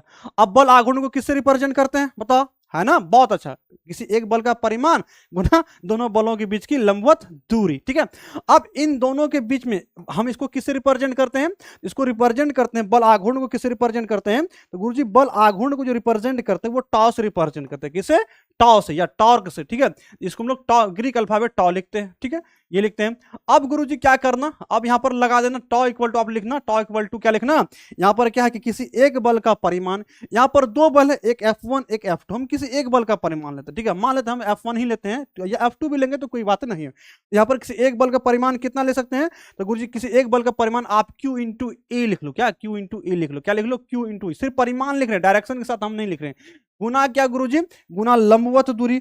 अब इनके बीच लंबवत दूरी होगा कितना, इसके बीच लंबवत दूरी कितना होगा, इसके बीच हम लोग लंबवत दूरी निकालेंगे। तो सबसे पहले इन बलों का जो क्रिया रेखा है, इन बल का जो क्रिया रेखा, जैसे कि हम कह सकते हैं यहां पर इस बल का क्रिया रेखा तो ये हो गया, और यहां पर इस बल का क्रिया रेखा ये हो गया, इन दोनों के बीच में लंबवत दूरी, तो मतलब यहां से इसको मिलाना पड़ेगा, तो लंबवत दूरी मुझे मिल जाएगा, ठीक है, हमें क्या मिल जाएगा, लंबवत दूरी। हम करते क्या है, इनको यहां से हम मिलाते हैं, इनको क्या कहते हैं, यहां से हम इसको यहां से हम मिलाते हैं, इसको हमने क्या कर दिया, इसको यहां से हमने यहां पर मिला दिया, यहां से हम बना दिया। और मान लेते हैं इस बिंदु का हम नाम रख देते हैं, इस बिंदु का नाम हम रख देते हैं एन, क्या रखते हैं, एन रखते हैं। इसका मतलब गुरुजी यहाँ पे बी एन जो है, ये जो बी एन हो गया, यही बी एन इसका क्या हो गया, लंबवत दूरी, क्या हो गया, बी एन जो हो गया वो बी एन क्या हो गया, बी एन जो है वो बी एन हम कहेंगे, जो बी एन है, बी एन क्या है, लंबवत दूरी हो गया, बी एन क्या हो गया, लंबवत दूरी हो गया। अब बच्चों बात करते हैं हम दूसरा, क्या बात करते हैं गुरुजी, ये बी एन जो आपने लिखा है, तो बी एन का मान हम लोग कितना लिख सकते हैं बताओ, बी एन का मान हम लोग कितना लिख सकते हैं। अब मुझे बताओ, अगर यहां पर थीटा दिया गया है तो इसका मतलब ये गुरुजी कर्ण होगा, और ये क्या होगा, ये लंब होगा, ये कर्ण होगा, ये लंब होगा, तो हम लोग bn का मान निकाल सकते हैं। कैसे निकालेंगे, तो गुरुजी हम लोग जानते हैं कर्ण h/p का अगर हम लोग संबंध देंगे तो हमें साइन थीटा मिलता है, मतलब कि साइन थीटा पर हम लोग क्या लिख सकते हैं, साइन थीटा पर h/p लिख सकते हैं, h/p लिखते हैं, h का मान कितना है बताओ, या साइन थीटा लिखते हैं, h का मान कितना, तो गुरुजी h का मान 2l है, या 2l दे दो, और p का मान कितना bn है तो bn लिख दो, मतलब bn का अगर मान निकाले त्रिया गुना करेंगे तो bl का मान कितना निकलेगा, 2l साइन थीटा, कितना निकलेगा, bl का जो मान निकलेगा वो 2l साइन थीटा निकलेगा। जहां पर bn हमको लिखा हुआ है तो हम लोग क्या लें, 2l साइन थीटा लिख सकते हैं, क्या लिख सकते हैं, 2l साइन थीटा लिख सकते हैं, मतलब q इक्वल टू, मतलब q इंटू ए लिखेंगे गुना 2l साइन थीटा, क्या लिखेंगे, 2l साइन थीटा लिखेंगे।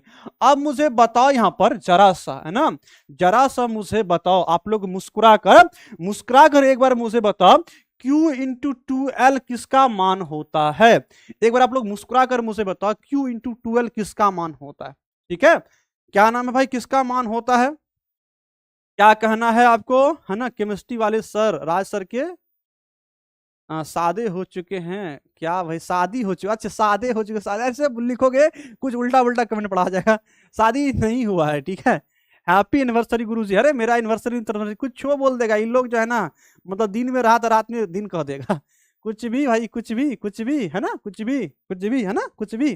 चलो ये किसका मान है गुरुजी, ये पी का मान है, हमें यहाँ पर पी बना सकते हैं ना, बिल्कुल बना सकते हैं। तो गुरुजी कुछ कुछ हम लोग खुराफाती वाला दिमाग लगाते हैं, खुराफाती वाला दिमाग क्या लगाते हैं, हम अगर वैज्ञानिक होते तो हम लोग भी खुराफाती दिमाग लगाते हैं। गुरुजी क्यू और 2l को एक साथ कर लो, क्यू को 2l के साथ कर दो, है ना, क्यू को 2l के साथ कर दो, नहीं तो बेचारा तनहा तनहा महसूस कर रहा होता, ठीक है। और ई साइन थीटा को इधर कर दो, तुम नल्ला था अलग साइड में रहो। अब क्यू इंटू 2l किसका मान है गुरुजी, क्यू इंटू 2l जो है वो पी का मान है, किसका, स्मॉल पी का मान है ना, स्मॉल पी का मान है, किसका मान है, स्मॉल पी, मतलब वैद्युत आघूर्ण का मान है, तो हम कहेंगे इसको यहाँ पे क्या कह सकते हैं, तो क्यू इंटू 2l इधर क्या गया, मतलब कि क्यू इंटू 2l जो क्या हो गया, मतलब पी हो गया, यहाँ पे गुरुजी पी, और बाकी इधर क्या बच गया, बाकी जेड बचेरा, बचा अकेला, जाओ मेला खाओ केला वाला कहानी हो गया, ई साइन थीटा सिर्फ बच गया। ये हो गया, ये तो हमने निकाल लिया। ये क्या हो गया, मतलब एक समान वैद्युत क्षेत्र में, ये जो व्यंजक हमने डेराइव्ड किया है, एक समान वैद्युत क्षेत्र में, एक समान वैद्युत क्षेत्र में बल आघूर्ण है ना, मतलब एक समान वैद्युत क्षेत्र पर द्विध्रुव पर लगने वाला बल आघूर्ण का व्यंजक है। अगर क्वेश्चन हमको यहाँ पर ऐसा देता, अगर क्वेश्चन हमको यहाँ पर ऐसा देता कि एक समान वैद्युत क्षेत्र में, एक समान वैद्युत क्षेत्र में रखे द्विध्रुव आघूर्ण पर बल आघूर्ण का व्यंजक, महत्तम अगर हटाता, महत्तम ना देता, सिर्फ बल आघूर्ण की अगर बात करता, तो हम लोग यहीं पर अगर इसको छोड़ देते, कहते तुम जा तुम जा तुम जा, है ना, अब तुम जा, ठीक है। लेकिन यहां पर कहता है महत्तम के लिए, हमको क्या करने के लिए क्वेश्चन में दिया गया, महत्तम बल आघूर्ण के लिए, ठीक है। महत्तम बल आघूर्ण हमको निकालना है, महत्तम बल आघूर्ण हमको यहाँ पे निकालना, महत्तम बल आघूर्ण हमको निकालना है। महत्तम बल आघूर्ण हम लोग कैसे निकालेंगे, तो गुरुजी महत्तम बल आघूर्ण हम लोग निकाल सकते हैं। महत्तम बल आघूर्ण के लिए हम लोग क्या कहेंगे, तो महत्तम बल आघूर्ण के लिए हम लोग कहेंगे गुरुजी, यहाँ पर जो थीटा का मान होना चाहिए, इसका कितना होना चाहिए, 1 होना चाहिए। हम यहाँ पर कहेंगे गुरुजी जो साइन थीटा होना चाहिए, साइन थीटा बराबर कितना होना चाहिए, 1 होना चाहिए। जब साइन थीटा बराबर 1 होगा, 1 से गुना करेंगे तो यहाँ पर क्या पीई मिलेगा, मतलब टॉ मैक्सिमम मिलेगा। अब साइन थीटा का मान, साइन जो थीटा है, साइन थीटा का मान 1 मुझे कब मिलेगा, बताओ मुझे, 1 कब मिलेगा, साइन थीटा का मान 1 हमें कब मिलता है, तो गुरुजी जब थीटा का मान 0 डिग्री होता है, जब थीटा बराबर कितना, अरे 0 ना गुरुजी 90 डिग्री, कितना 90 डिग्री ना, जब कितना 90 डिग्री होगा, इसका मतलब साइन 90 का मान कितना होता है, 1 होता है। यही बात आपसे हम पूछे थे ना, इसलिए 90 लेंगे, कितना लेंगे, 90 लेंगे। तो इसलिए हम कहाँ कहेंगे, तब इस समीकरण जो मुझे निकला है, मतलब tau equal to P sine theta में, tau equal to P sine theta में, तो जहां पर थीटा हमें लिखा वहां पे 90 देंगे। साइन 90 का मान कितना होगा बताओ, तो साइन 90 का मान गुरुजी हम जानते हैं कि साइन 90 का मान 1 होता है, तो यहाँ पर टॉ इक्वल टू क्या पीई, क्या निकल गया, पी निकल गया। और इसी को है ना, इसी को हम लोग क्या कहते हैं, टॉ मैक्सिमम कहते हैं, क्या कहते हैं, टॉ मैक्सिमम, है ना, नीचे में आप लिख दो टॉ मैक्सिमम, मतलब महत्तम बल आघूर्ण, MAX, ठीक है, MAX। इसका मान कितना निकल गया गुरुजी, पीई निकल गया, क्या निकल गया, पीई, और यही क्या महत्तम बल आघूर्ण है। हमको यहां तक आपको प्रूफ करके देना पड़ेगा, ठीक है, यहां तक प्रूफ करके आपको देना पड़ेगा, ठीक है विद्यार्थी जी, इतनी बातें आपको प्रूव्ड करके देना पड़ेगा, ठीक है, इतनी बातें आपको प्रूव्ड करके देना पड़ेगा एग्जाम हॉल में। क्या आप लोग दे पाओगे, क्या ये क्वेश्चन अगर आएगा बोर्ड एग्जाम में बना पाओगे, यस या नो, जल्दी से मुझे बताओ। Hello hello hello hello hello hello hello hello hello, PDF, हाँ पीडीएफ कहा है भाई, पीडीएफ तो आपको मिलता ही एप्लीकेशन पे, ठीक है, एप्लीकेशन आपको मिलता ही है। सर परीक्षा में डायग्राम, हाँ अगर डायग्राम वाला क्वेश्चन आएगा, इस तरह क्वेश्चन आएगा, तो डायग्राम आपको बनाना पड़ेगा, जिसमें हम डायग्राम बनाते हैं उसमें बनाना। गुरुजी आपका बर्थडे कब होता है, मेरा बर्थडे किसी को पता नहीं है, ठीक है, ये हिडन है चीज, ठीक है, बर्थडे हम उस दिन करेंगे, है ना, उस दिन करेंगे, उस दिन करेंगे कि जिस दिन बहुत कुछ कर लेंगे। चलो, है ना, क्या हाल है, जल्दी से बताओ मुझे, क्लियर है, हाँ कोई दिक्कत नहीं होना चाहिए, ये सब चीज हमने पढ़ा रखा, ठीक है, पढ़ा रखा हमने, एक एक चीज को पढ़ा रखा है। पीएन का मान नहीं आया समझ में, अरे क्या रोकी गुप्ता, तुमको ना फगुनिया से बियाह कर लेना चाहिए। बीएन का मान तुमको नहीं समझ में आया, यहाँ देखो रोके गुप्ता, क्या भाई उस क्लास में पढ़ाए वहां पर देखो, यहाँ पर बीएन, यहाँ पर ये चलो तुमको यहाँ साइड में बनाते हैं, यहीं पे निकाल देते हैं, इसको फगुनिया चाहिए। यहाँ क्या करते हैं, देखो यहाँ पर रोकी गुप्ता, ऐसे लो एक समान वैद्युत क्षेत्र लो, ठीक है, एक समान वैद्युत क्षेत्र लो, इसमें क्या था, ये वैद्युत द्विध्रुव था, वैद्युत द्विध्रुव ले लिया, ठीक है, इसकी लंबाई कितनी है गुरुजी, इसकी लंबाई जो है, इसकी लंबाई 12, कितनी 12, यहाँ थीटा कोण बनाया हुआ है, यहाँ पर लगने वाला बल है, इन दोनों बल, एक बल यहाँ पर लग रहा है, यहाँ F1 बल लग रहा है, यहाँ पर क्या F2 बल लग रहा है। अब क्या करते हैं, दोनों बल की क्रिया रेखा निकालो, पहले क्रिया रेखा निकाल लो, यहाँ पर क्रिया रेखा मतलब इस पे ये ऐसे बल लग रहा है, यहाँ पर एक रेखा खींच दो, क्रिया रेखा का मतलब ऐसे खींच दो, ठीक है, ये क्रिया रेखा खींच दिए, यहाँ पर बल लग रहा है, इसको भी आप ऐसे, अब इन दोनों के बीच में हमको लंबवत दूरी निकालना, कैसे निकालेंगे, तो हम क्या करेंगे, दोनों के बीच में लंबवत मतलब सीधा खींचेंगे, तो यहां से इसको मिला देंगे। अगर हम क्या कहते हैं, यहां से इसको मिला देते हैं, यहां इसको मिला देते हैं, हमको लंबवत दूरी नहीं मिलेगा ना, 90 डिग्री मिलेगा। अब देखो यहाँ पर ये थीटा कोण है, और ये इसका नाम ए रखे हमने, इसका नाम बी रखा, और इसका हम नाम एन दे दिए।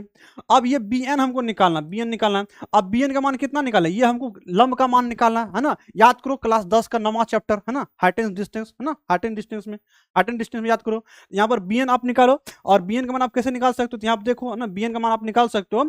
अब ये बी एन का मान निकालने कैसे, ये तो एच मत सॉरी, ये तो पी होगा, ये पी होगा, और ये क्या, ये एच होगा, कर्ण होगा, ये लंब होगा। कर्ण और लंब का संबंध किस में मिलता है गुरुजी, साइन थीटा से मिलता है, साइन थीटा बराबर क्या था, पी अपन एच होता है। हमको पी का मान निकालना, पी मतलब बी एन का, इसको हम लोग लिख सकते हैं साइन थीटा बराबर क्या लिखेंगे, मतलब बी एन, है ना, बी एन बट्टे क्या कहेंगे, बी एन बट्टे ए बी कहेंगे, है ना, बी एन बट्टे क्या कहेंगे, बी एन बट्टे ए बी कह सकते हैं।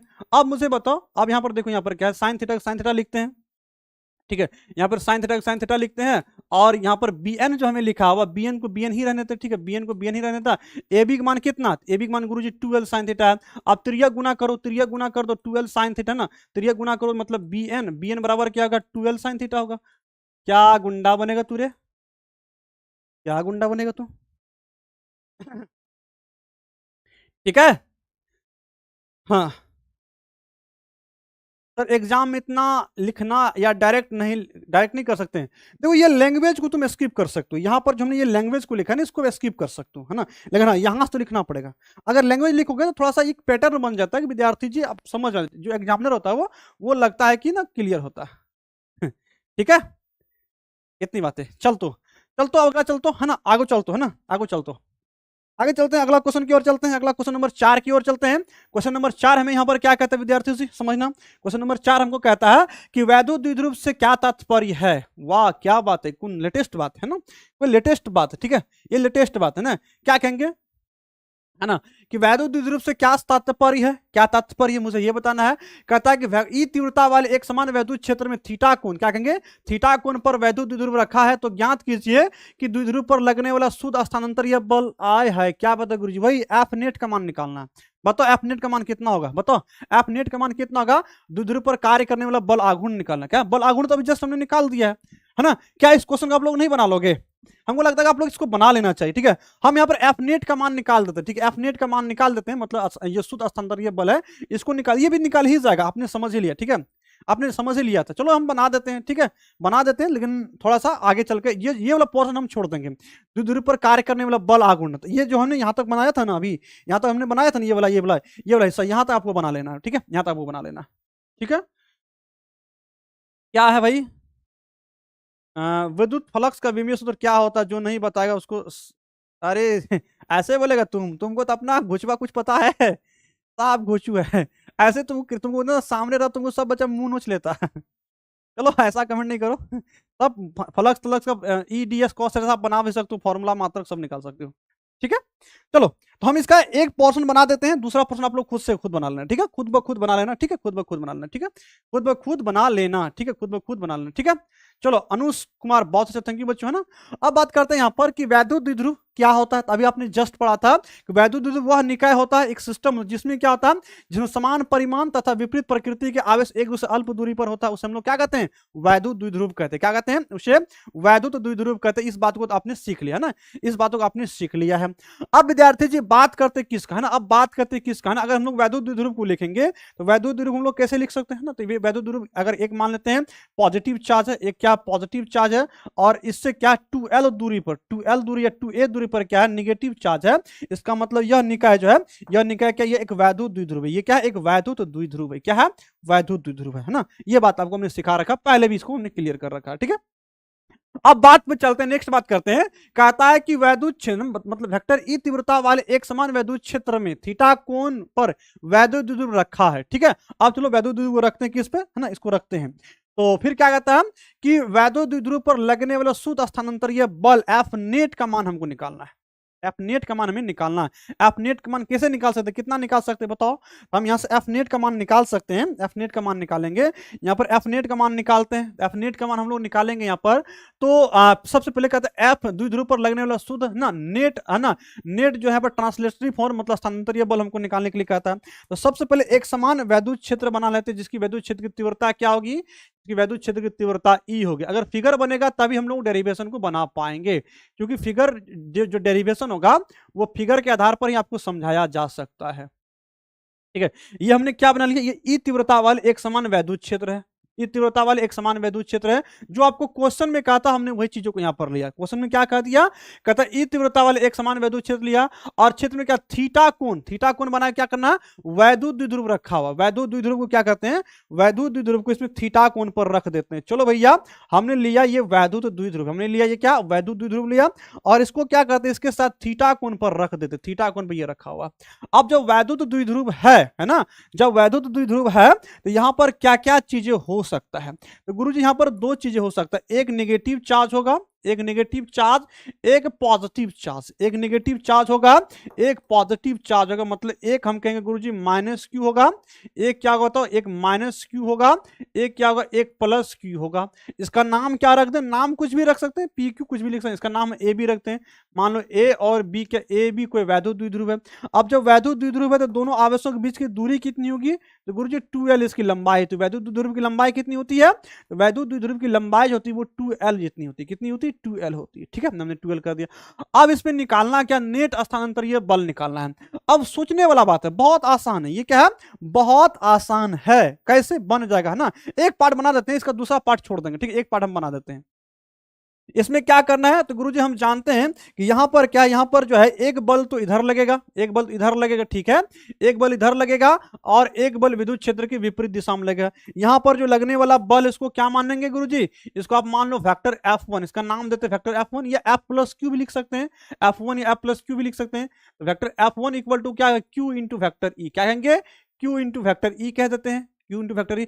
उसी प्रकार से यहां पर वैद्युत क्षेत्र के विपरीत दिशा में भी तो लगेगा नेगेटिव चार्ज पे बल, ये इधर लग गया, और इस बल को हम लोग क्या नाम देंगे, इसका नाम दे देते हैं हम लोग F2, क्या देते हैं, इसका नाम F2 दे देते हैं। ठीक है, F2 मतलब कि वेक्टर F2 देते हैं, वेक्टर F2 देते हैं, और vector F2 minus Q into vector E दें, ये हमने दे दिया। ठीक है, अब इन्हीं बातों को लेकर के है ना, इन्हीं बातों को लेकर के, इन्हीं बातों को लेकर के है ना, इन्हीं बातों को लेकर के हम लोग चीजों को कंटिन्यू करते हैं, है ना। यहां पर क्या करते हैं, यहां पर लिखते हैं वैद्युत क्षेत्र ना, वैद्युत क्षेत्र वेक्टर ई के कारण, वेक्टर ई के कारण क्या होगा, वैद्युत क्षेत्र वेक्टर ई के कारण ना, या ई के कारण हम लोग लिखेंगे प्लस क्यू, वैद्युत द्विध्रुव के प्लस क्यू आवेश पर लगने वाला बल। यहां पर लिखते हैं वैद्युत क्षेत्र, वैद्युत क्षेत्र, वैद्युत क्षेत्र, वैद्युत क्षेत्र ई के कारण, ई के कारण, ई के कारण, ई के कारण द्विध्रुव के, द्विध्रुव के क्या कहेंगे, द्विध्रुव के, द्विध्रुव द्विध्रुव के, द्विध्रुव के, द्विध्रुव क्या कहेंगे, प्लस क्यू आवेश, प्लस क्यू आवेश पर, प्लस क्यू आवेश पर लगने वाला बल, लगने वाला बल हमें निकालना, लगने वाला बल हमें निकालना क्या होगा बताओ। तो वैद्युत क्षेत्र में किसी आवेश पर लगने वाला बल जो होगा उसको हम लोग कहते हैं गुरुजी वेक्टर F कहते हैं, वेक्टर F1 हमने मान लिया, और वो बल कितना, तो गुरुजी Q इंटू आवेश, आवेश क्या, तो Q है, और वैद्युत क्षेत्र की तीव्रता वेक्टर E है। अगर इसी का परिमाण लिखें, इसका अगर परिमाण लिखें तो परिमाण हम लोग कितना लिख सकते हैं गुरुजी, इसका परिमाण अगर लिखें, सिर्फ मैग्नीट्यूड लेके डायरेक्शन घटा दें, F1 बराबर क्या लिखें, F1 बराबर Q इंटू ई लिखें, क्या लिखें, Q इंटू ई लिख देंगे। F1 बराबर क्या लिखें, F1 बराबर हम उसको लिखेंगे Q इंटू ई लिखेंगे, ये क्या हो गया, परिमाण हो गया, है ना, ये क्या हो गया, परिमाण, हमने वेक्टर को हटा दिया। n नहीं लिख सकते, कहां n नहीं लिख सकते बताओ मुझे बातों को, है ना। अब n कहां नहीं लिख सकते, इस बात को मेंशन करो ना, तब ना। यहां पर क्या Q इंटू ई हो गया। ठीक है, अब बच्चों बात करते दूसरी बात, है ना, दूसरी इसी प्रकार कहेंगे, इसी प्रकार कहेंगे, इसी प्रकार, इसी प्रकार हम लोग लिखेंगे, यहां पर इसी प्रकार लिखेंगे कि वैद्युत क्षेत्र है ना, वैद्युत क्षेत्र, वैद्युत क्षेत्र ई के कारण, ई के कारण, ठीक है, ई के कारण, वैद्युत क्षेत्र ई के कारण क्या कहेंगे, द्विध्रुव के, द्विध्रुव के क्या कहेंगे, द्विध्रुव के, द्विध्रुव के है ना, द्विध्रुव के क्या कहेंगे, माइनस क्यू आवेश पर, माइनस क्यू है ना, माइनस क्यू आवेश पर, माइनस क्यू आवेश पर, ठीक है, माइनस क्यू आवेश पर लगने वाला बल, ठीक है, लगने वाला, लगने वाला बल, लगने वाला बल क्या होगा, तो गुरुजी इसको आपने क्या माना, इसको आपने माना F2, क्या माना इसको, F2 आपने माना, ठीक है, F2 आपने इसको माना है, इसको आपने F2 माना है। हम इसको क्या लिखेंगे यहां पर, हम इसको लिख सकते हैं वेक्टर F2, क्या वेक्टर F2 लिखेंगे, आवेश का परिमाण, आवेश का मतलब minus Q into vector E होगा। अगर इन्हीं का परिमाण हम लिखें, परिमाण लिखें तो परिमाण में कितना लिख सकते हैं, तो गुरुजी परिमाण आप इसको मैग्नीट्यूड में लिखो, तो वेक्टर को हटा दो, वेक्टर F2 लिख दो, सॉरी वेक्टर को हटा दो, वेक्टर मतलब सिर्फ F2 लिखो, F2 माइनस क्या होगा, मतलब माइनस क्यू इंटू ई होगा, माइनस क्यू इंटू ई। अब क्या करना है, हमें यहां पर दो बल लगा है ना, हमें क्या हुआ, हमें यहां पर दो बल लगा, मतलब वैद्युत द्विध्रुव पर एक बल तो यहां लगा, एक बल यहां लगा, इस पर नेट बल निकालना है, क्या निकालना है, नेट बल निकालना है, तो दोनों बल को जोड़ देंगे। हम यहां पर नेट बल निकालेंगे, द्विध्रुव पर नेट बल हमको निकालना है ना, द्विध्रुव पर क्या निकालना है, द्विध्रुव पर नेट बल, है ना, द्विध्रुव पर हमें नेट बल निकालना है, तो यहां पर लिखते हैं द्विध्रुव पर, द्विध्रुव पर, ठीक है, द्विध्रुव पर द्विध्रुव पर क्या करेंगे, नेट बल, ठीक है, नेट बल हमको निकालना, मतलब एफ नेट का मान निकालना, क्या निकालना, एफ नेट का मान निकालना, ठीक है। एफ नेट का मान अगर हम लोग निकालते तो कैसे निकालेंगे, एफ नेट का मान निकालेंगे गुरुजी, दोनों बल को आप जोड़ दीजिए, मतलब F1 क्या करो, यहाँ पर F1 लिखो, F1 लिखो प्लस करो गुरुजी, फिर क्या करो F2 करो। अब F1 और F2 का मान डाल दो यहाँ पर, है ना, F1 और F2 का मान डाल दो, तो मतलब इसको कैसे लिख सकते हो, यहाँ पर लिख सकते हो एफ नेट बराबर आप लिख सकते हो, नेट बल जो है वो कितना लिख सकते हो, मतलब F1 का मान Q इंटू ई है, प्लस है फिर माइनस क्या Q इंटू ई है, ये दोनों मिलकर क्या करेगा गुरुजी, दोनों मिलकर जो है, ये दोनों मिलकर के यहाँ पर F का जो मान निकले, F का मान क्या निकलेगा, 0 निकलेगा, क्या निकलेगा, 0 निकलेगा। अब यहां से क्या है ना, अब यहां से क्या स्पष्ट हो रहा है, यहां से ये स्पष्ट हो रहा है, सुनना बातों को, एक बात यहां से ऑब्जेक्टिव में क्वेश्चन पूछा जाता है ना, एक बात यहां से ऑब्जेक्टिव में क्वेश्चन पूछा जाता है, पूछा क्या जाता है, पूछा जाता है कि एक समान वैद्युत क्षेत्र में अगर कोई वैद्युत द्विध्रुव है, एक समान वैद्युत क्षेत्र में अगर कोई वैद्युत द्विध्रुव है, तो वैद्युत द्विध्रुव पर बल का मान, नेट बल कितना होगा बताओ, तो नेट बल शून्य होगा, क्या होगा, नेट बल शून्य होगा, नेट बल क्या होगा, शून्य होगा, 0 होगा। और यही बात आपको ध्यान में रखना, मतलब एफ नेट का मान जो है, जिसको हमने कहा यहाँ पर मतलब कि शुद्ध बल, मतलब एफ शुद्ध बल जो है, इसको नेट को शुद्ध कहते हैं हिंदी में, एफ नेट का जो मान है, एफ नेट बराबर कितना हो गया, 0 हो गया।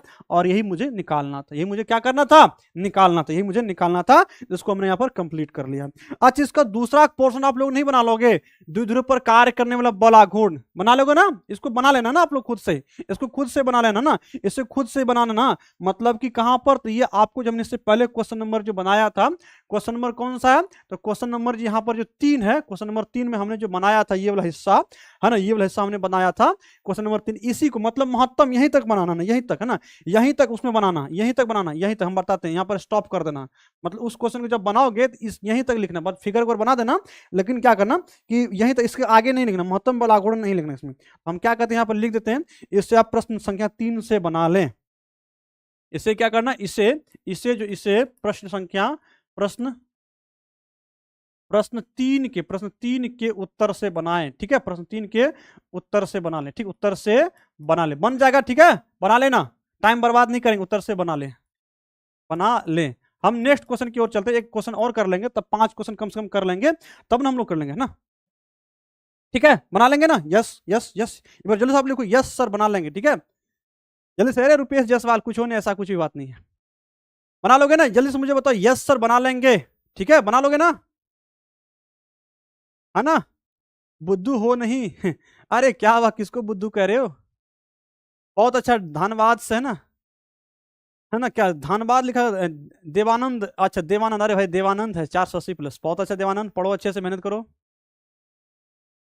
यस सर, अरे स्मार्ट कुणाल किंसर, तुम किसके एन उसको मेंशन करो तभी हम जवाब पाएंगे, भाई ऐसे तुम कमेंट कर रहे हो तभी तो परेशान हो, तुम उसको मेंशन करो, कहाँ एन नहीं लिख सकता, ऐसा तो हम समझ पाएंगे, तब तुम जवाब दे पाएंगे ना, अब बहुत सारी जगह एन लिखा, कहाँ तुम पूछ रहे हो, किस बात पूछ रहे हो, एक क्वेश्चन और कर लो, ओके ठीक है सर, इंग्लिश का क्लास है, कहाँ इंग्लिश क्लास है, नो क्या कहता, नो, अरे ये क्या कहता, नो बनाएंगे, लाओ तो उसको पकड़ के इधर, लाओ तो पकड़, क्या कहता, नो है उसको पकड़ लो इधर बना लेगा, ऐसा कोई बात ही नहीं होता है, बना दिया, आधा बना दिया, नहीं बनेगा, नहीं बनेगा तो तुम्हारा शादी भी नहीं होगा ना, अच्छा बना लेना, आधा बनाइए दिया, मतलब यहाँ तक नहीं बना सकते, क्या गजनी तुम, गजनी वाला फील दिला दिया है, यहाँ तक बना लेना, बस हो गया, उसी चीज को क्वेश्चन नंबर मतलब सेकंड पार्ट में यहाँ तक बना लेना, ठीक है, हो गया, जोरे बकलोलवा इतनों ने कर पाएगा तब तेरा क्या होगा, क्या होगा कालिया तुम्हारा। चलो 5 नंबर क्वेश्चन पे आ जाते हैं, 5 नंबर क्वेश्चन बहुत जबरदस्त, लाजवाब, बिंदास, जगह लर्न टॉप है, बहुत है ना, बहुत जबरदस्त है, ठीक है, चलो अब बात करते हैं, है ना, अब बात करते हैं, नहीं बनेगा सर नहीं बनेगा तो कोई दिक्कत, रहने दो, नहीं बनेगा तो नहीं बनेगा बना लेना, नहीं बनेगा पीटेंगे घर पे आकर कूटेंगे, बना लेना तो बना लेना, बोल दिए बना ले, नहीं बनेगा तो हम आ रहे रात में चेक करने के लिए, ठीक है, देखना चेक करने के लिए आएंगे रात में, जब तुम बिना बनेले तुम अगर सो गया तो पक्का अगर रात में तुमको नींद नहीं आएगा, हम बता रहे हैं, ठीक है, रात तक बना लेना। अब बच्चों बात करते हैं, किसकी बात करते हैं, हम बात करते हैं कि वैद्युत क्षेत्र की तीव्रता से, है ना, वैद्युत क्षेत्र की तीव्रता किसे कहते हैं, है ना, और वैद्युतीय द्विध्रुव के अक्ष पर स्थित है ना बिंदु आवेश वैद्युत क्षेत्र की तीव्रता का व्यंजक, क्या बात है गुरुजी, मक्खन क्वेश्चन है, लाजवाब क्वेश्चन, अभी तक का सबसे बमप्लाट क्वेश्चन, ठीक है, अभी तक का सबसे बमप्लाट क्वेश्चन अभी आपके सामने आ चुका है, वैद्युत क्षेत्र की तीव्रता से किसे कहते हैं, ये तो ऐसे चुटकियों में बन जाएगा, ऐसे बन जाएगा, ऐसे बन जाएगा, ठीक है। लेकिन गुरुजी मजा आता कब, जब वैद्युत द्विध्रुव के अक्ष पर बिंदु पर वैद्युत क्षेत्र की तीव्रता का व्यंजक प्रूफ करना होता है ना। चलो भैया स्टार्ट करें। यस सर, स्टार्ट कर दीजिए, क्योंकि क्वेश्चन थोड़ा सा बड़ा है, इसको थोड़ा सा अच्छे से बनाना होगा, समझाना होगा बहुत सारी चीजों को। तो सबसे पहले हम लोग क्या करते हैं, यहाँ पर लिखते हैं आंसर। आंसर मतलब उत्तर, उत्तर मतलब प्रश्न का उत्तर, ठीक है। आंसर मतलब क्या हो गया बताओ, आंसर का मतलब क्या हो गया, आंसर मतलब उत्तर, ठीक है। ठीक है।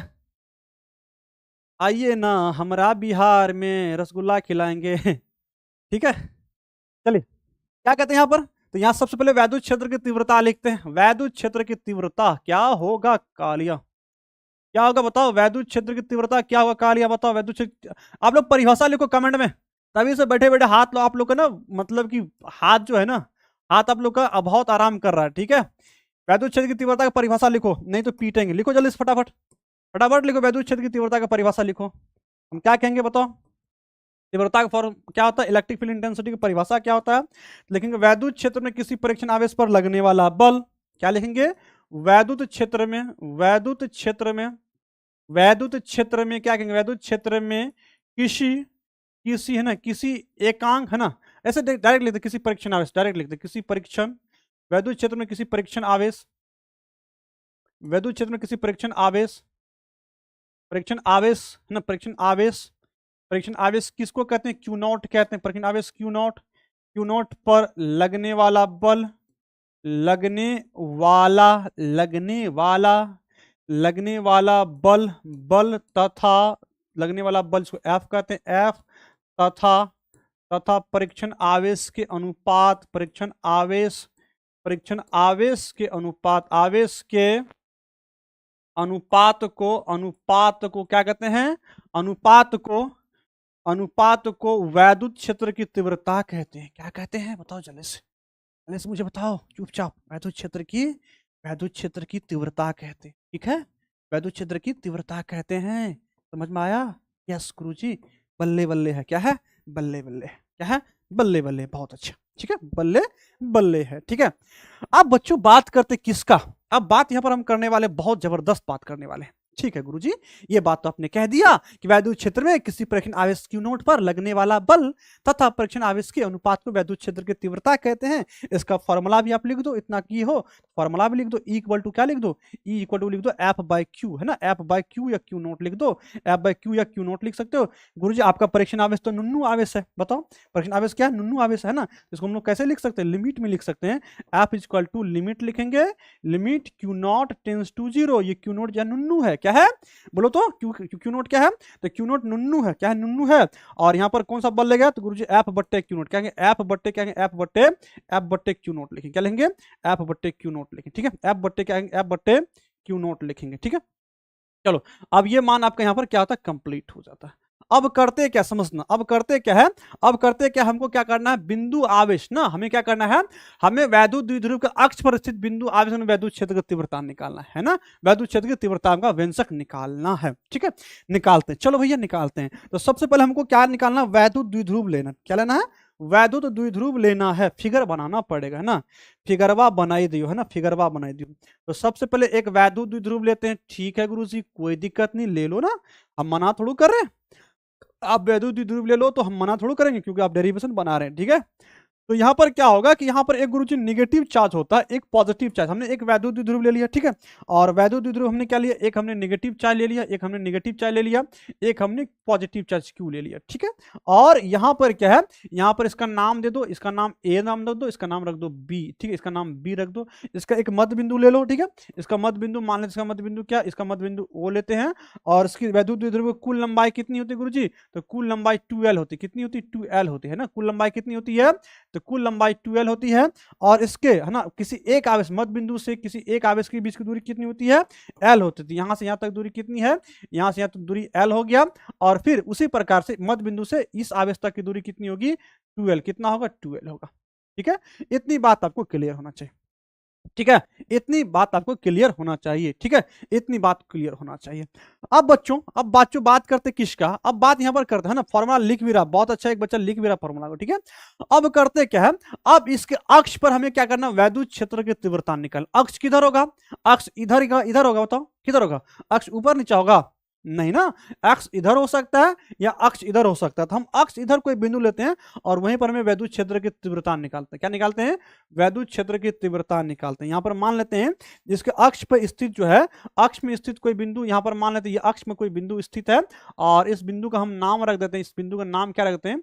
इस बिंदु का नाम हम रख देते हैं पी। ठीक है, पी रख देते हैं, कुछ भी रख सकते, पॉइंट है, यहाँ पर कोई पॉइंट पी है, यहाँ पर कोई पॉइंट क्या, कोई पॉइंट पी है और जिसके ऊपर क्या गुरुजी क्यू नॉट परीक्षणावेश है। जिसके ऊपर क्या है, जिसके ऊपर हम कह सकते हैं कि मतलब कोई बिंदु पी है, यहाँ पर हम वैद्युत क्षेत्र की तीव्रता निकालना। ठीक है, वैद्युत क्षेत्र की तीव्रता निकालना। अब एक बात समझो, ये बिंदु पी जो है इसका भी एक लिमिटेशन है। क्या है? एक लिमिटेशन है। क्या लिमिटेशन है बताते? इसका लिमिटेशन है, इसका जो मध्य बिंदु ओ है, इसका जो मध्य बिंदु ओ है, ओ से आर दूरी पर हो, उसका कुछ ना कुछ दूरी होगी। मध्य बिंदु यहाँ पर ओ है, ओ से क्या करो, ओ से जो दूरी होगी इस बिंदु पी की, उस दूरी को हम आर लेते हैं। क्या लेते हैं? आर लेते हैं। क्या लेते हैं? उस दूरी को आर लेते हैं। तो आर दूरी पर कोई बिंदु पी है। आर दूरी पर क्या है? आर दूरी पर कोई बिंदु क्या, कोई बिंदु पी है। आर दूरी पर कोई बिंदु क्या, पी है। अब बच्चों एक दो बात यहां पर समझना होगा। अब एक दो बात आपसे समझना होगा। एक दो बात क्या समझना होगा? तो इसके जो आर दूरी पर कोई बिंदु पी है, जहां पर मुझे वैद्युत क्षेत्र की तीव्रता ज्ञात करना है, लेकिन इनमें क्या करना होगा? इनमें हमें यहां पर यह करना होगा, इस पे हमें क्या करना होगा? यहां पर जो मतलब कि इसके जो दो आवेश है, दो आवेश पॉजिटिव चार्ज और नेगेटिव चार्ज से भी इसकी कुछ न कुछ दूरी होगी, कुछ न कुछ क्या होगी, दूरी होगी। अगर हम मान लें कि यहां से इसकी दूरी कितनी है, मतलब इसका बिंदु बी है या द्विध्रुव के जो प्लस क्यू आवेश है, प्लस क्यू आवेश से बिंदु पी तक की दूरी कितनी है? तो गुरुजी ये दूरी आर है और ये दूरी एल है, तो आर में से इस दूरी को घटा दो तो ये दूरी मिल जाएगा, है ना। ये दूरी, कुल दूरी आर है, आर में से अगर एल को घटा देंगे तो यहां से यहां तक दूरी मिल जाएगा। मतलब ये दूरी कितना होगा गुरुजी? ये दूरी आर माइनस एल होगा। क्या होगा? आर माइनस एल होगा। ये दूरी कितना होगा? ये आर माइनस एल जितना, आर माइनस क्या होगा? आर माइनस एल जितना होगा। ठीक है, ये आर माइनस क्या होगा? आर माइनस एल जितना होगा। ठीक है, आर माइनस क्या होगा? आर माइनस एल जितना होगा। फिर उसी प्रकार से गुरुजी यहां तक की दूरी एल है, आप इधर बढ़ दो तो इस एल को जोड़ दो तो आर प्लस एल होगा। मतलब निगेटिव चार्ज से वहां तक की दूरी जो होगा वो आर प्लस एल होगा। क्या होगा? आर प्लस एल होगा। वो कहां से? तो मतलब इसकी जो निगेटिव चार्ज है, निगेटिव चार्ज से बिंदु पी तक की दूरी। तो यही कंसेप्ट अक्सर बच्चे कंफ्यूज हो जाते हैं, लेकिन कंफ्यूज होने की कोई जरूरत है नहीं, कंफ्यूज होने की कहीं भी कोई जरूरत है नहीं। बहुत आसान तरीका चीज है, इसको बहुत आसान तरीके से आप बना सकते हो, कहीं कंफ्यूज होने की जरूरत है नहीं। लेकिन फिर भी पता नहीं बच्चे जी कौन, बच्चे सब क्यों कंफ्यूज हो जाते हैं, यहाँ पर कंफ्यूज हो जाते हैं। यहाँ पर कंफ्यूज होने की कोई जरूरत नहीं है। ठीक है, कंफ्यूज होने की कोई जरूरत नहीं है। सिंपल बात है, दूरी आप ले लो और दूरी को आप निकालो ना। अगर आप इंजीनियर बनोगे तो कैसे दूरी कैलकुलेट करोगे? अगर आप इंजीनियर बनोगे तो कैसे दूरी कैलकुलेट करोगे? ये चीज है। ठीक है, अब बच्चों बात करते किसका, है ना। अब बात करते किसका, है ना। अब किसका बात करते हैं, है ना। अब क्या करते हैं, यहां पर हम इन्हीं चीजों को अब यहां पर लिख लेते, थोड़ा बहुत लिखेंगे, ना भी भाषा लिखेंगे कोई दिक्कत ना। अगर भाषा लिख भी देंगे तो कोई बात नहीं, अगर ना भी लिखे तो कोई दिक्कत, लेकिन थोड़ा सा लिख देते ताकि थोड़ा सा स्टैंडर्ड लगे। ज्यादा नहीं लिखेंगे, थोड़ा सा ही लिखेंगे। ठीक है, थोड़ा सा स्टैंडर्ड लिखेंगे। तो मान लेते हैं कि माना कि ए बी कोई वैद्युत द्विध्रुव है। यहाँ पर लिखते माना कि ए बी क्या, ए बी कोई क्या, ए बी कोई वैद्युत द्विध्रुव है। ठीक है, वैद्युत द्विध्रुव है। ठीक है, वैद्युत क्या है? द्विध्रुव है। माना कि ए बी कोई वैद्युत द्विध्रुव है, द्विध्रुव है, वैद्युत कोई द्विध्रुव है। ठीक है, द्विध्रुव है जिसके केंद्र, है ना, जिसके केंद्र कहेंगे, जिसके केंद्र क्या कहेंगे? जिसके केंद्र ओ से, है ना, ओ से आर दूरी पर। ठीक है, आर दूरी पर क्या है? आर दूरी पर कोई बिंदु क्या है? कोई बिंदु जो है, कोई बिंदु क्या है? कोई बिंदु पी है ना, पी है। जहां क्या करना? जहां वैद्युत क्षेत्र की तीव्रता ज्ञात करना, जहां वैद्युत क्षेत्र की ना, वैद्युत क्षेत्र की तीव्रता ज्ञात करना है। इतनी बातें आपको समझ में ना, ज्ञात करना है, इतनी बातें आपको समझ में आ जाना चाहिए ना। यहां तक आपको कोई दिक्कत नहीं होना चाहिए। अब विद्यार्थी जी बात को समझना है ना, अब बात को समझना है ना, अब समझना।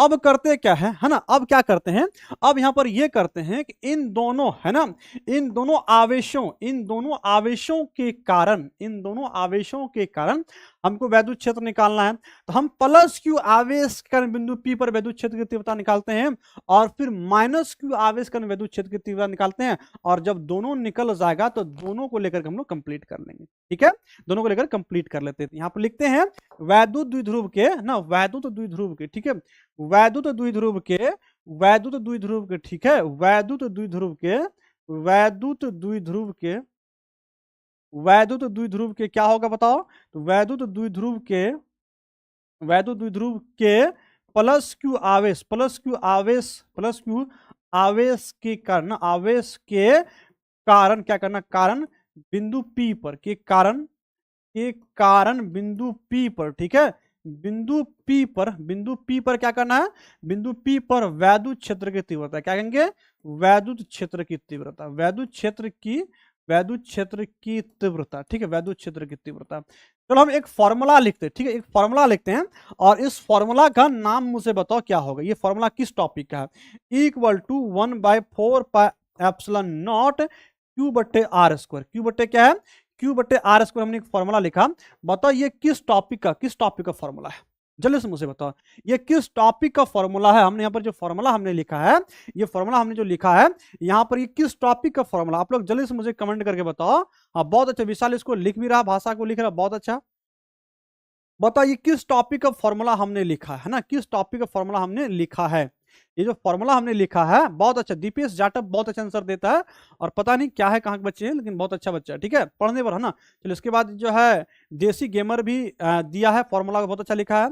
चलो सोनू सन्नो शेख बहुत अच्छा लिख रही है, ठीक है, चलिए है ना। क्या बैकलॉग कवर हो जाएगा अगर ये चैप्टर नहीं पढ़े हैं? बिल्कुल बैकलॉग कवर होगा, इसके लिए आपको वन शॉट क्लास जब लाएंगे तो वहां पर आपको कंप्लीट हो जाएगा, ठीक है। पॉइंट चार्ज के कारण बिंदु चलो अब बहुत सारे बच्चे लिख रहे हैं, बहुत अच्छी बातें हैं। ये बिंदु आवेश का जो फॉर्मूला है, मतलब बिंदु आवेश का वैद्युत क्षेत्र की तीव्रता है। अब यहाँ पर कंसेप्ट क्या है, ये जो क्यू आवेश है, ये जो क्यू आवेश है, क्यू आवेश जो है, क्यू आवेश है, ये एक प्रकार का बिंदु आवेश की तरह कार्य करता है। क्या करेगा, बिंदु आवेश। तो बिंदु आवेश के कारण वैद्युत क्षेत्र की तीव्रता हमको निकालना है, तो हम यहाँ पर क्या कहेंगे, हम कहेंगे चूंकि हम जानते हैं, चूंकि हम क्या जानते हैं, क्योंकि हम जानते हैं कि ई का जो मान होता है, वो ई का मान क्या होता है, 1/4πε0, क्या होता है, 1/4πε0 होता है। उसके बाद क्या होता है, Q by R square, Q by R square होता है। ये क्या, बिंदु आवेश का वैद्युत क्षेत्र की तीव्रता। अब यहाँ पर आपको समझना है, अब आपको यहाँ पर क्या समझना है, हमको करना क्या है, यहाँ पर चूंकि हमको क्यू आवेश है, तो क्यू आवेश का जो वैद्युत क्षेत्र की तीव्रता है, उसका हम लोग फॉर्मूला यहाँ पर लगाएंगे, ठीक है। इसको हम लोग मान लेते हैं E1, क्या मानते हैं, E1 मानते हैं। E1 लिखते हैं यहाँ पर, क्यू जो प्लस क्यू आवेश है, प्लस क्यू आवेश का जो विद्युत क्षेत्र की तीव्रता है, इसका नाम E1 रख देते, ठीक है, E1 रख देते हैं। 1/4πε0 रखते हैं। उसके बाद क्या, क्यू अपन क्या करेंगे, क्यू आवेश है, आवेश हम यहाँ रखते हैं, यहाँ पर क्यू, हम क्यू के बदले हमने आवेश रख दिया, ठीक है। और लेकिन एक चीज यहाँ पर आपको ध्यान रखना पड़ेगा, यहाँ पर क्यू तो हमने लिखा, लेकिन यहाँ पर आर दूरी है, क्या है, आर दूरी है। तो मुझे आप लोग बताओ कि इसके बिंदु बी से जो बिंदु पी है, बिंदु पी मतलब कि प्लस क्यू से बिंदु पी तक की दूरी कितनी है, जल्दी से मुझे बताओ। यहां पर मुझे यह बताओ कि बिंदु P से बिंदु P मतलब प्लस क्यू आवेश से बिंदु P तक की दूरी कितनी है। तो आपको गुरुजी बिंदु P तक जो प्लस क्यू के कारण जो दूरी है वो r माइनस एल है। क्या है, r माइनस एल है। इसका मतलब यहां पर r माइनस एल का क्या करेंगे, इसका मतलब हम कहेंगे गुरुजी यहां पर r माइनस एल का होल स्क्वायर कर दो। क्या कर दो, r माइनस एल का होल स्क्वायर कर दो। वो दूरी कितना है, वो दूरी r माइनस एल का होल स्क्वायर है ना, r माइनस एल का होल स्क्वायर है, आर माइनस एल का होल स्क्वायर, ठीक, आर माइनस एल का होल स्क्वायर।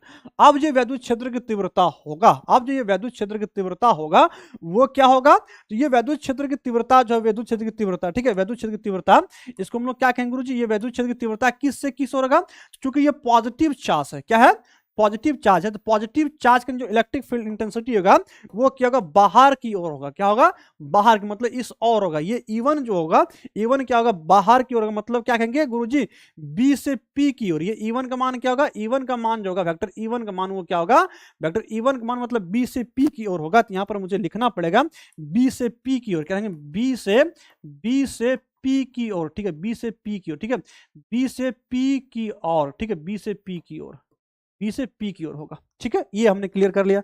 अब बच्चों बात करते हैं किसका। अब इसी प्रकार से हमको क्या निकालना है, इसी प्रकार से हमको निगेटिव चार्ज का भी निकालना है। यहाँ पे लिखेंगे ना, मतलब लिखेंगे जस्ट सेम भाषा यहाँ पे लिखेंगे कि वैद्युत द्विध्रुव के माइनस क्यू आवेश के बिंदु P पर वैद्युत क्षेत्र की तीव्रता हमको यहाँ पर निकालना। फिर से यहाँ पर लिखेंगे, यहाँ पर लिखते हैं कि वैद्युत द्विध्रुव के इसी प्रकार लिखेंगे, इसी प्रकार ठीक, इसी प्रकार हम लोग क्या लिखेंगे, इसी प्रकार लिखेंगे वैद्युत द्विध्रुव के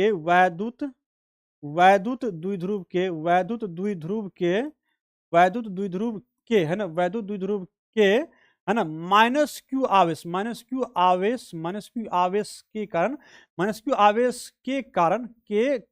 कारण बिंदु P पर है ना, बिंदु P पर वैद्युत क्षेत्र की तीव्रता क्या होगा, वैद्युत क्षेत्र की क्या करेंगे, तीव्रता मुझे निकालना। वैद्युत क्षेत्र की तीव्रता कैसे निकालेंगे, तो गुरुजी यहाँ पे इसको आप लिख लो, क्या लिख लो, यहाँ पर लिख लो मतलब कि E1 क्या लिख लो, इसको आप लिख लो E1 मतलब E2, इसको क्या लिखो E2, बाकी क्या होगा 1/4 पाई एप्सिलॉन नॉट होगा। आवेश क्या था, निगेटिव था, सिर्फ हम आवेश का परिमाण ले रहे हैं, डायरेक्शन नहीं ले, ठीक है। बट अब जो है माइनस क्यू से मुझे बताओ, माइनस क्यू से बिंदु P तक की दूरी कितनी है, बताओ मुझे। माइनस क्यू से बिंदु P तक की दूरी कितनी है बताओ।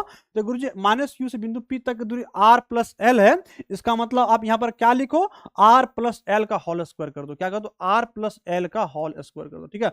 और ये किससे किस होगा, चूंकि ये नेगेटिव चार्ज है, इसका मतलब इसका E2 का मान होगा, E2 का मान क्या होगा गुरुजी, E2 का जो मान होगा वो अंदर की ओर होगा। क्या होगा, मतलब P से A की ओर, क्या होगा, P से A की ओर होगा ना, मतलब P से A की ओर होगा। ये क्या होगा, ये P से A की ओर होगा, मतलब ये E2 जो है, वेक्टर E2 जो होगा वो वेक्टर E2 क्या होगा, तो गुरुजी वेक्टर E2 जो P से A की तरफ किस तरफ होगा, एक तरफ होगा, ठीक है। मतलब यहाँ पर लिखेंगे P से A की तरफ, इसका डायरेक्शन क्या लिखेंगे, इसका डायरेक्शन लिखेंगे P से ना P से A की तरफ, ठीक है, A की तरफ, P से A की तरफ, ठीक है, P से A की तरफ, ठीक है। हमने दो चीजें की, R प्लस एल कर लिया। अब कैसे इतना याद कैसे होगा, अरे भाई याद कैसे होगा, हमको कैसे याद, प्रैक्टिस करो, मेहनत करो, सब कुछ होगा ना। ऐसे तो कुछ हलवा थोड़ा होता है, मेहनत करना पड़ता है कि अंदर की ओर, ठीक है। अब बच्चों बात करते हैं बिंदु P पर परिणामी वैद्युत क्षेत्र की तीव्रता हमें निकालना। अब लिखेंगे बिंदु P पर, है ना, बिंदु P पर क्या है, बिंदु P पर परिणामी वैद्युत क्षेत्र की तीव्रता, ठीक है, परिणामी वैद्युत क्षेत्र की तीव्रता, है ना, परिणामी वैद्युत क्षेत्र की तीव्रता निकालना है। वैद्युत क्षेत्र की तीव्रता निकालना कैसे निकालेंगे, तो गुरुजी आपके पास दो बिंदु आवेश है, एक क्या है, एक पॉजिटिव चार्ज है, एक नेगेटिव चार्ज है। पॉजिटिव चार्ज का आपने निकाला, पॉजिटिव चार्ज के कारण आपने E1 निकाला, और नेगेटिव चार्ज का आपने E2 निकाला। अब पॉजिटिव चार्ज और नेगेटिव चार्ज का E2 हमने निकाला। अब E1 और E2 ध्यान रखना, E1 और E2 क्या है, E1 जितना है, देखना गौर करना, एक बार फिगर पे गौर, हम जिसका जहां कलम चला रहे हैं वहां गौर करना। यहाँ देखो, यहाँ 1/4 पर epsilon Q by R minus L का होल स्क्वायर है, यहाँ पे स्क्वायर छूट गया, सॉरी बच्चों, यहाँ स्क्वायर पहले डालने दो, यहाँ स्क्वायर छूट गया है, ठीक है, इधर स्क्वायर लगा ना, हाँ यार ठीक है। अब देखो यहाँ पर क्या है, 1/4 पे एप्सिलॉन नॉट Q1, जितना आवेश, चूंकि वैद्युत द्विध्रुव है, समझना, क्योंकि वैद्युत द्विध्रुव है, तो हम क्या कहेंगे, जितना ये आवेश है उतना आवेश का परिमाण ये है। इनके कारण जो वैद्युत क्षेत्र की तीव्रता है, ये क्या है, इनके कारण वैद्युत क्षेत्र की तीव्रता E1 और E2 दोनों परिमाण में तो बराबर है। वेक्टर E1 और वेक्टर E2 जो है दोनों परिमाण में बराबर है, लेकिन एक दूसरे के विपरीत है। तो परिणामी वैद्युत क्षेत्र की तीव्रता हम लोग निकालेंगे, हम लोग सदिश योग से निकालेंगे। क्या कहेंगे, मतलब कि जो है अध्यारोपण के सिद्धांत लगाएंगे, यहाँ पर अध्यारोपण के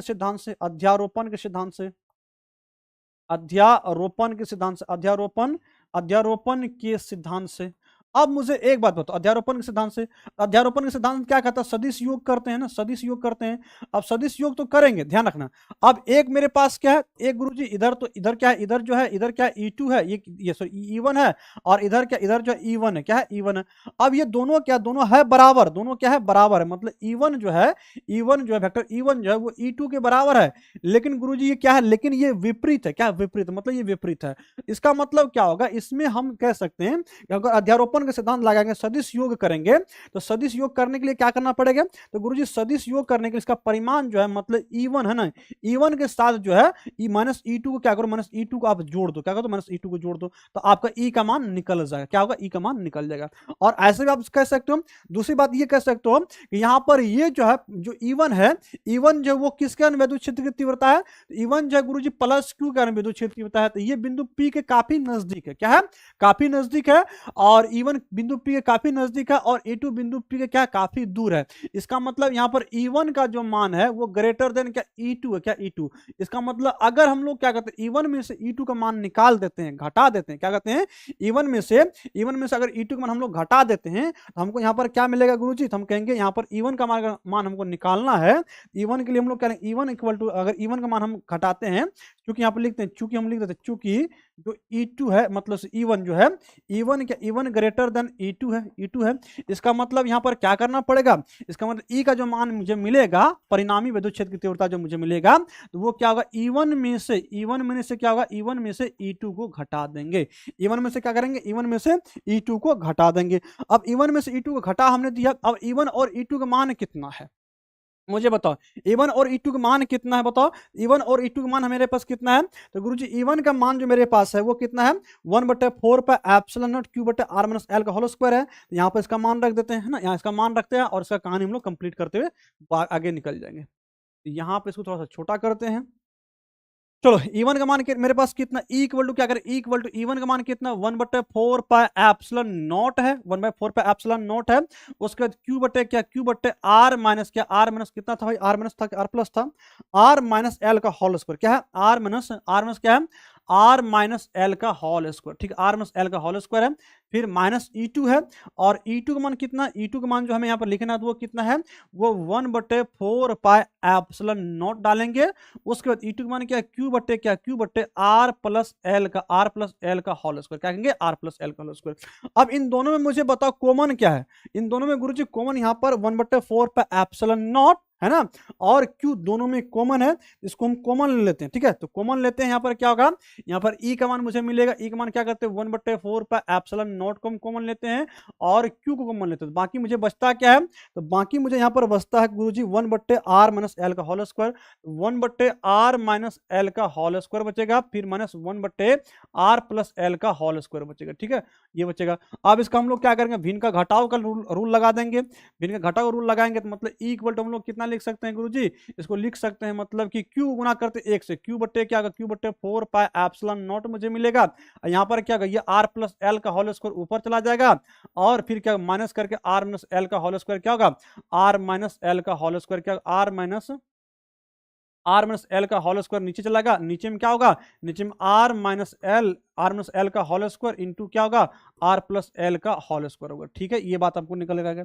अब बच्चों बात करते हैं किसका, बात करते हैं E का मान हम लोग लिखते हैं तो क्या होगा, Q बटे क्या, Q बटे 4 पाई एप्सिलॉन नॉट लिखते हैं।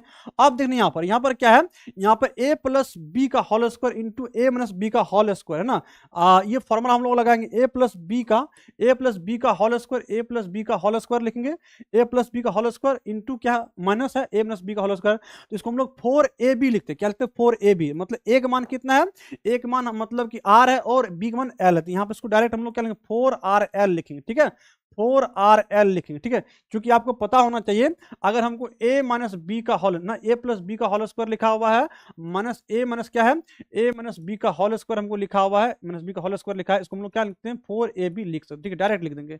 नीचे मुझे क्या लिखा हुआ है, तो नीचे में जो हमें चीज लिखा है उसको आप एज इट इज रहने देते हैं, मतलब कि R माइनस L का होल स्क्वायर इंटू क्या R प्लस L का होल स्क्वायर, ठीक है, ये हमने डाल दिया। अब करते हैं क्या समझता, अब करते हैं क्या, यहाँ पर देखो इसको जो 4RL है इसको तोड़ दो दो हिस्सों में ना, 4RL को आप क्या करो, 4RL को दो हिस्सों में तोड़ दो, 4RL को कितने कैसे लिख सकते हैं, क्या 4RL को हम लोग 2L इंटू 2R नहीं लिख सकते, बताओ 2R नहीं लिख सकते, लिख सकते हैं, तो 4RL को हम तोड़ देते हैं दो हिस्सों में, ठीक है। E बराबर क्या होगा, E बराबर Q बट्टे क्या होगा, Q बट्टे 4 पाई एप्सिलॉन नॉट होगा, जो 4R है इसको हम लोग 2L इंटू 2R में कन्वर्ट कर देते हैं। नीचे में क्या है, नीचे में देखो A plus B into A minus B का होल स्क्वायर है, ठीक है, A plus B into A minus B का क्या है होल स्क्वायर है, इसका मतलब इसको हम लोग अगर तोड़ कर लिखेंगे, इसको अगर हम लोग तोड़ कर लिखेंगे तो क्या लिख सकते हैं, ए स्क्वायर माइनस बी स्क्वायर लिख सकते हैं ना, ए स्क्वायर माइनस बी स्क्वायर। अब इसका मान मेरे पास कितना है, एक मान कितना, आर स्क्वायर का होल स्क्वायर, तो आर स्क्वायर का क्या करेंगे, होल स्क्वायर करते हैं, माइनस बी का मतलब कितना है, तो गुरुजी बी का एन एल स्क्वायर का होल स्क्वायर कर देते हैं, ठीक है। अब चलते भैया, अब आगे चलते हैं। अब देखो यहाँ पर q इंटू 12 मुझे मिला, यहाँ पे देखना q इंटू 12, q इंटू 12 किसका मान है बताओ, तो गुरुजी q इंटू 12 ये जो हिस्सा है इसको देखना, इस पे गौर करना, ये जो है ये q इंटू 12 मिला मुझे, q इंटू 12, तो q इंटू 12 किसका मान होता है, तो ये p का मान होता है, तो यहाँ पे लिखेंगे e बराबर, क्या लिखेंगे, e बराबर हम लोग लिखेंगे यहाँ पर, e बराबर कितना लिखेंगे, e बराबर हम लोग लिखेंगे यहाँ पर e का जो मान लिखेंगे, e का मान कितना लिखेंगे, मतलब कि गुरुजी 1/4 पर एप्सिलॉन नोट कर लो, बाकी इधर क्या मतलब q इंटू 12 का आप p लिख दो, मतलब p लिख दो, यहाँ पर क्या इंटू 2r, यहाँ क्या 2r है, नीचे में क्या है, यहाँ नीचे में आर स्क्वायर का स्क्वायर करेंगे, मतलब आर पे पावर 4 माइनस क्या करेंगे, आर पे पावर 4 करते हैं, माइनस एल पे पावर क्या करते हैं, एल पे पावर कितना, एल पे पावर 4 करते हैं।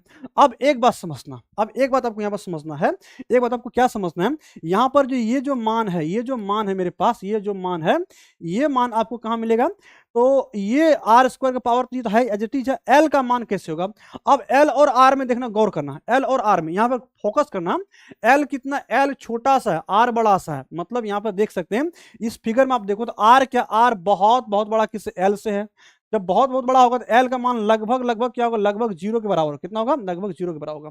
जहां एल हमें लिखा हुआ है वहां हम लोग क्या करेंगे, जहां एल हमको लिखा हुआ है वहां हम लोग है ना 0 को लिखेंगे, तो इसीलिए इस इक्वेशन को हम लिखेंगे, चूंकि यहाँ लिख देते चूंकि, लेकिन करके लिख देते हैं, लेकिन, लेकिन मेरे पास क्या है बताओ, लेकिन लेकिन जो है, लेकिन आर जो है, R greater greater than L है, इसलिए एल का मान लगभग क्या होगा, इसलिए एल जो है, एल क्या होगा, एल एल लगभग लगभग क्या होगा, 0 होगा, जहां एल है वहां पर 0 का करेंगे कुछ फायदा है नहीं, तो डायरेक्ट इस इक्वेशन को हम लोग लिख सकते हैं, ई बराबर 1/4 पाई एप्सिलॉन नॉट लिख देते हैं, बाकी यहाँ पर क्या है, मतलब 2 है ना, अच्छा अच्छा यहाँ पर सॉरी, यहाँ पर मिस्टेक होगी, यहाँ पर क्या होगा, आर होगा, यहाँ पर आर हो, ठीक है, यहाँ पर क्या आर है ना। अब करते हैं क्या है, ध्यान रखना, अब इसको लिखते हैं, तो यहाँ पर क्या हो गया, इसको हम लोग लिख सकते हैं, ये 2 को आगे लिखते हैं, 2 आगे 2p लिखते हैं, 2p हो गया, 2p इंटू यहाँ पर क्या आर है, नीचे मुझे क्या लिखा हुआ है, नीचे मुझे जो लिखा हुआ है, नीचे में आर पे पावर 4, आर पे पावर 4 लिखते हैं, माइनस एल के पावर 4, एल का मान लगभग कितना 0, कोई मतलब है नहीं, 0 का पावर 4 करने से कोई मतलब है नहीं।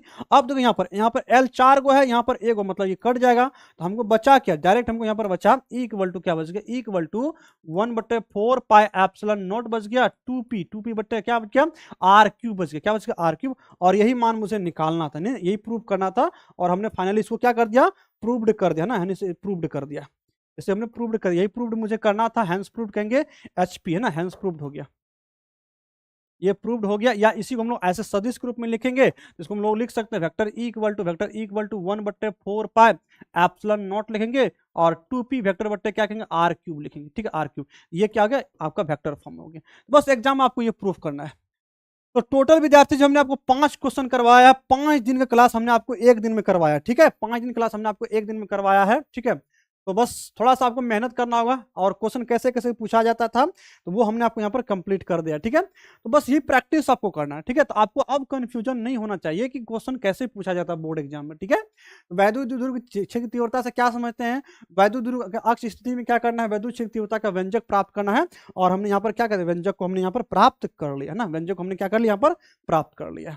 बस थोड़ा सा क्या करना है, एग्जाम के लिए इसी प्रकार से आपको तैयारी करना है। बाकी जो नेक्स्ट क्वेश्चन है, नेक्स्ट क्वेश्चन आपका है यहाँ पर क्या क्या क्वेश्चन है, नेक्स्ट क्वेश्चन क्वेश्चन नंबर 6 में आपको दिया गया वैद्युत द्विध्रुव का आघूर्ण के निरक्ष पर हमें वैद्युत क्षेत्र की तीव्रता ज्ञात करना है। इस प्रकार से हमें क्या है, इस प्रकार से हमें और जो है मतलब कि 5 क्वेश्चन कंप्लीट करना, 6 क्वेश्चन, 5 तो हो गया और 6 क्वेश्चन हमको कंप्लीट करना ना। तो आपको करना क्या है कि अच्छे से इसका मेहनत करना, रिविजन करना। अगर सभी क्वेश्चन कर लेते हो ना, अगर आप लॉन्ग में 11 क्वेश्चन कर लेते हो और शॉर्ट में आपको हमने जो टोटल क्वेश्चन जो करवाया था 24 करवाया था, इतने क्वेश्चन अगर कर लेते हो तो आपके बोर्ड एग्जाम में कुछ भी क्वेश्चन नहीं छूटेगा, ठीक है, कुछ भी क्वेश्चन आपका नहीं छूटेगा, बस आपको करना होगा, ठीक है, आपको करना होगा, मेहनत करना। हाँ, ऐसे क्वेश्चन यहाँ से बनता है, तो बच्चों आपको करना है कि सारे क्वेश्चन को अच्छे से प्रैक्टिस करना। अगर प्रैक्टिस नहीं करोगे तो फिर कोई दिक्कत की बात आपकी हो जाएगी। आई होप कि इसको आप प्रैक्टिस करोगे, अच्छे से रिवीजन करोगे, ठीक है। और बस जो विद्यार्थी जी लास्ट में आएंगे क्लास को एक बार लाइक कर देना, ठीक है, अच्छे से मेहनत करना। तो मुझे लगता है कि आपके लिए काफी हेल्पफुल हुआ, कि कंफ्यूजन आपका दूर हो गया होगा कि कैसे क्वेश्चन पूछा जाता है, हम जो पढ़ते हैं तो कैसा इससे क्वेश्चन आता है, इसको कैसे डील करेंगे, एग्जाम हॉल में कैसे डील करेंगे, ठीक है। तो क्या गर्दा उड़ा देंगे, एक बार जल्दी से मुझे बताइए। यस सर, गर्दा उड़ा देंगे, है ना, है ना, एक बार जल्दी से मुझे बताओ गुरुजी, गर्दा उड़ा देंगे, है ना, गर्दा उड़ा देंगे, ठीक है। कैप आर, अच्छा कैप आर यहाँ पर डाल सकते हो, कोई दिक्कत नहीं, यहाँ पे डाल सकते हो, वेक्टर के फॉर्म में हमने लिखा तो दे सकते हो एकांक सदिश, ठीक है। तो क्या आप लोग गर्दा उड़ा दोगे, जल्दी से मुझे बताओ, क्या आप लोग गर्दा उड़ा दोगे, बताओ मुझे, है ना, क्या आपके लिए ये हेल्पफुल रहा, है ना। इस प्रकार से आपको क्वेश्चन आता है ना। सिर दर्द करने लगा, सिर कमजोरी है तुमको, डॉक्टर के पास से अच्छे से इलाज कराओ, ठीक है। हम इतना क्वेश्चन पढ़ाए हैं यहाँ पर, तो हमको सिर दर्द कर ही नहीं रहा, तुमको सिर दर्द कर रहा है, ऐसे तो ड्यूटी गड़बड़ ना बिल्कुल। तो भाई यही कई बच्चों को कन्फ्यूजन था गुरु जी कैसे क्वेश्चन को पूछता है, कैसे बनाएंगे, क्या क्वेश्चन रहता है। सबसे बड़ा यही चीज होता है ना, सबसे बड़ा यही, टॉपिक तो पढ़ते जाते, टॉपिक तो हर कोई पढ़ाते हैं, लेकिन इसके ऊपर क्वेश्चन प्रैक्टिस नहीं था, कैसा क्वेश्चन पूछाएगा, उसमें क्या लिखना है। आपने देखा कि हमने कैसा क्वेश्चन था, कैसा उसका हमने जवाब दिया। एग्जाम हॉल के लिए इसी प्रकार से आपको तैयारी करना होगा, ठीक है। और इस प्रकार से तैयारी आप कर लेते हैं तो यकीन मानिए आपके एग्जाम में कोई भी नंबर कटने वाला नहीं है। और खास करके अगर इस चैप्टर 1 का 24 में आप लॉन्ग शॉर्ट क्वेश्चन और 11 लॉन्ग क्वेश्चन कर लेते, आपके इससे बाहर क्वेश्चन आएंगे ही नहीं, ठीक है, इससे बाहर क्वेश्चन आएंगे। हाँ, न्यूमेरिकल के एक अलग फंडा है, न्यूमेरिकल कुछ भी हो सकता है, लेकिन न्यूमेरिकल 5 मार्क्स में नहीं पूछता है, बस रहते हैं। नेक्स्ट क्वेश्चन हम कल करेंगे, क्योंकि ज्यादा क्वेश्चन करेंगे फिर आप लोग का मन जो है उब जाएगा, ठीक है। आई होप कि आपको क्लास बहुत हेल्पफुल रहा हो, फिर भी अपनी क्रिया प्रतिक्रिया देंगे, आपके जो उम्मीदें थी आई होप कि आपको पूरा हो गया होगा। अब नेक्स्ट क्लास में हम लोग लॉन्ग क्वेश्चन करेंगे, और फिर उसके बाद हम लोग चैप्टर 2 स्टार्ट करेंगे, और बीच में कभी टाइम मिलेगा तो हम वन शॉट क्लास आपको पूरा चैप्टर का दे देंगे, ठीक है। तो अभी से आप मेहनत कीजिए, अगर अभी से आप मेहनत करेंगे तभी आप वन शॉट में टिक पाएंगे, ठीक है। लंबे क्लास होगा, वन शॉट क्लास जब चलेगा तो मतलब कि 3 घंटा 4 घंटा हो सकता है क्लास में लग सकता है, 3 घंटा 4 घंटा 5 घंटा क्लास हो सकता है चैप्टर का। तो उस ढंग से आपको स्ट्रांग बनना पड़ेगा, मेहनत करना पड़ेगा, तभी आप वन शॉट रिवीजन में टिक पाएंगे। अगर नहीं तो फिर हम इसको बंद कर देंगे, इस सेशन को डायरेक्ट हम भी थ्योरी पढ़ाएंगे जैसे हर जगह पढ़ाया जाता है। हम यूं क्यों वही टाइम को बर्बाद करें ना। अगर आप लोग इंटरेस्टेड नहीं हो तो हम इसको क्लास को नहीं करेंगे, बंद कर देंगे, ठीक है। लेकिन हमें लगता है कि आपके लिए काफी मजेदार चीजें होगी, मुझे जहां तक उम्मीद लगता है, ठीक है, ठीक है। तो प्लीज आप लोग बताना क्लास कैसा लगा, आई होप कि आपको क्लास अच्छा लगा होगा। आप लोग क्रिया प्रतिक्रिया देना, आप लोग पढ़ते लिखिए, बहुत अच्छे से मेहनत कीजिए, और मेहनती बच्चे हैं आप लोग, मुझे इस बात का काफी उम्मीद है। बस आपको एक सही डायरेक्शन में देना होता है, एक टीचर का क्या ड्यूटी होता है, उसको पढ़ा करके बच्चों से कैसा क्वेश्चन होता है, क्वेश्चन प्रैक्टिस करवाना होता है, वो सारी चीज हम करवा रहे हैं, और बहुत सारे रिविजन करवा देंगे आपको, ठीक है, इतना आपको दिक्कत नहीं होगा। हाँ, लेकिन जितनी चीज हम करवाते हैं इतनी चीज को आपको अच्छे से रिविजन करना है। अगर इतनी चीज को आप अच्छे से रिविजन करते हैं तो आपके लिए बहुत अच्छा वरदान साबित हो सकता है। तो ये डिपेंड आप पे करता है, आपकी मेहनत कैसे करना है। तो ठीक है बच्चों, मिलते हैं नेक्स्ट क्लास में, तब तक के लिए हमें इजाजत दीजिए, बाय बाय, है ना। फुल नोट्स आपको मिल जाएगा, कोई दिक्कत नहीं है। और पढ़ते रहिए, पढ़ते रखिए, पढ़ते रहिए, है ना, हंसते रहिए, मुस्कुराते रहिए, है ना। लव यू बच्चों, मिलते हैं नेक्स्ट क्लास में। वही बात कहेंगे, घर में बड़ों का आदर कीजिए, छोटों का, है ना, प्यार कीजिए। हाँ, बी पॉजिटिव, बी कॉन्फिडेंट, है ना, नेगेटिव लोगों से दूर रहिए। कुछ लोग ऐसे कहेंगे आपको सिर्फ ऑनलाइन पढ़ोगे बर्बाद, ऐसा कुछ भी नहीं, बकवास बातें सबसे दूर आपको रहना, फालतू चीजें हैं, फालतू लोग फालतू बातें करते हैं। तो आई होप कि अगर क्लास आपको अच्छा लगा होगा तो आप लाइक करेंगे, कमेंट करेंगे कैसा क्लास कैसा लगा, आपके लिए हेल्पफुल था, और क्या आप इसको इस क्लास को और चैप्टर में करना चाहते हो, तो फिर उसके लिए हम कुछ सोचेंगे, प्लान सोचेंगे, अन्यथा इसको हम लोग यहीं से मतलब बंद कर देंगे, ठीक है। राधे राधे, मिलते हैं नेक्स्ट क्लास में, तब तक के लिए बाय बाय, गुड बाय। अच्छे से पढ़ते रहिए, मुस्कुराते रहिए, पढ़िए लिखिए मस्ती में, आगे बढ़िए बस्ती में, बाय बाय। मिलते हैं नेक्स्ट क्लास में, तब तक के टेक केयर।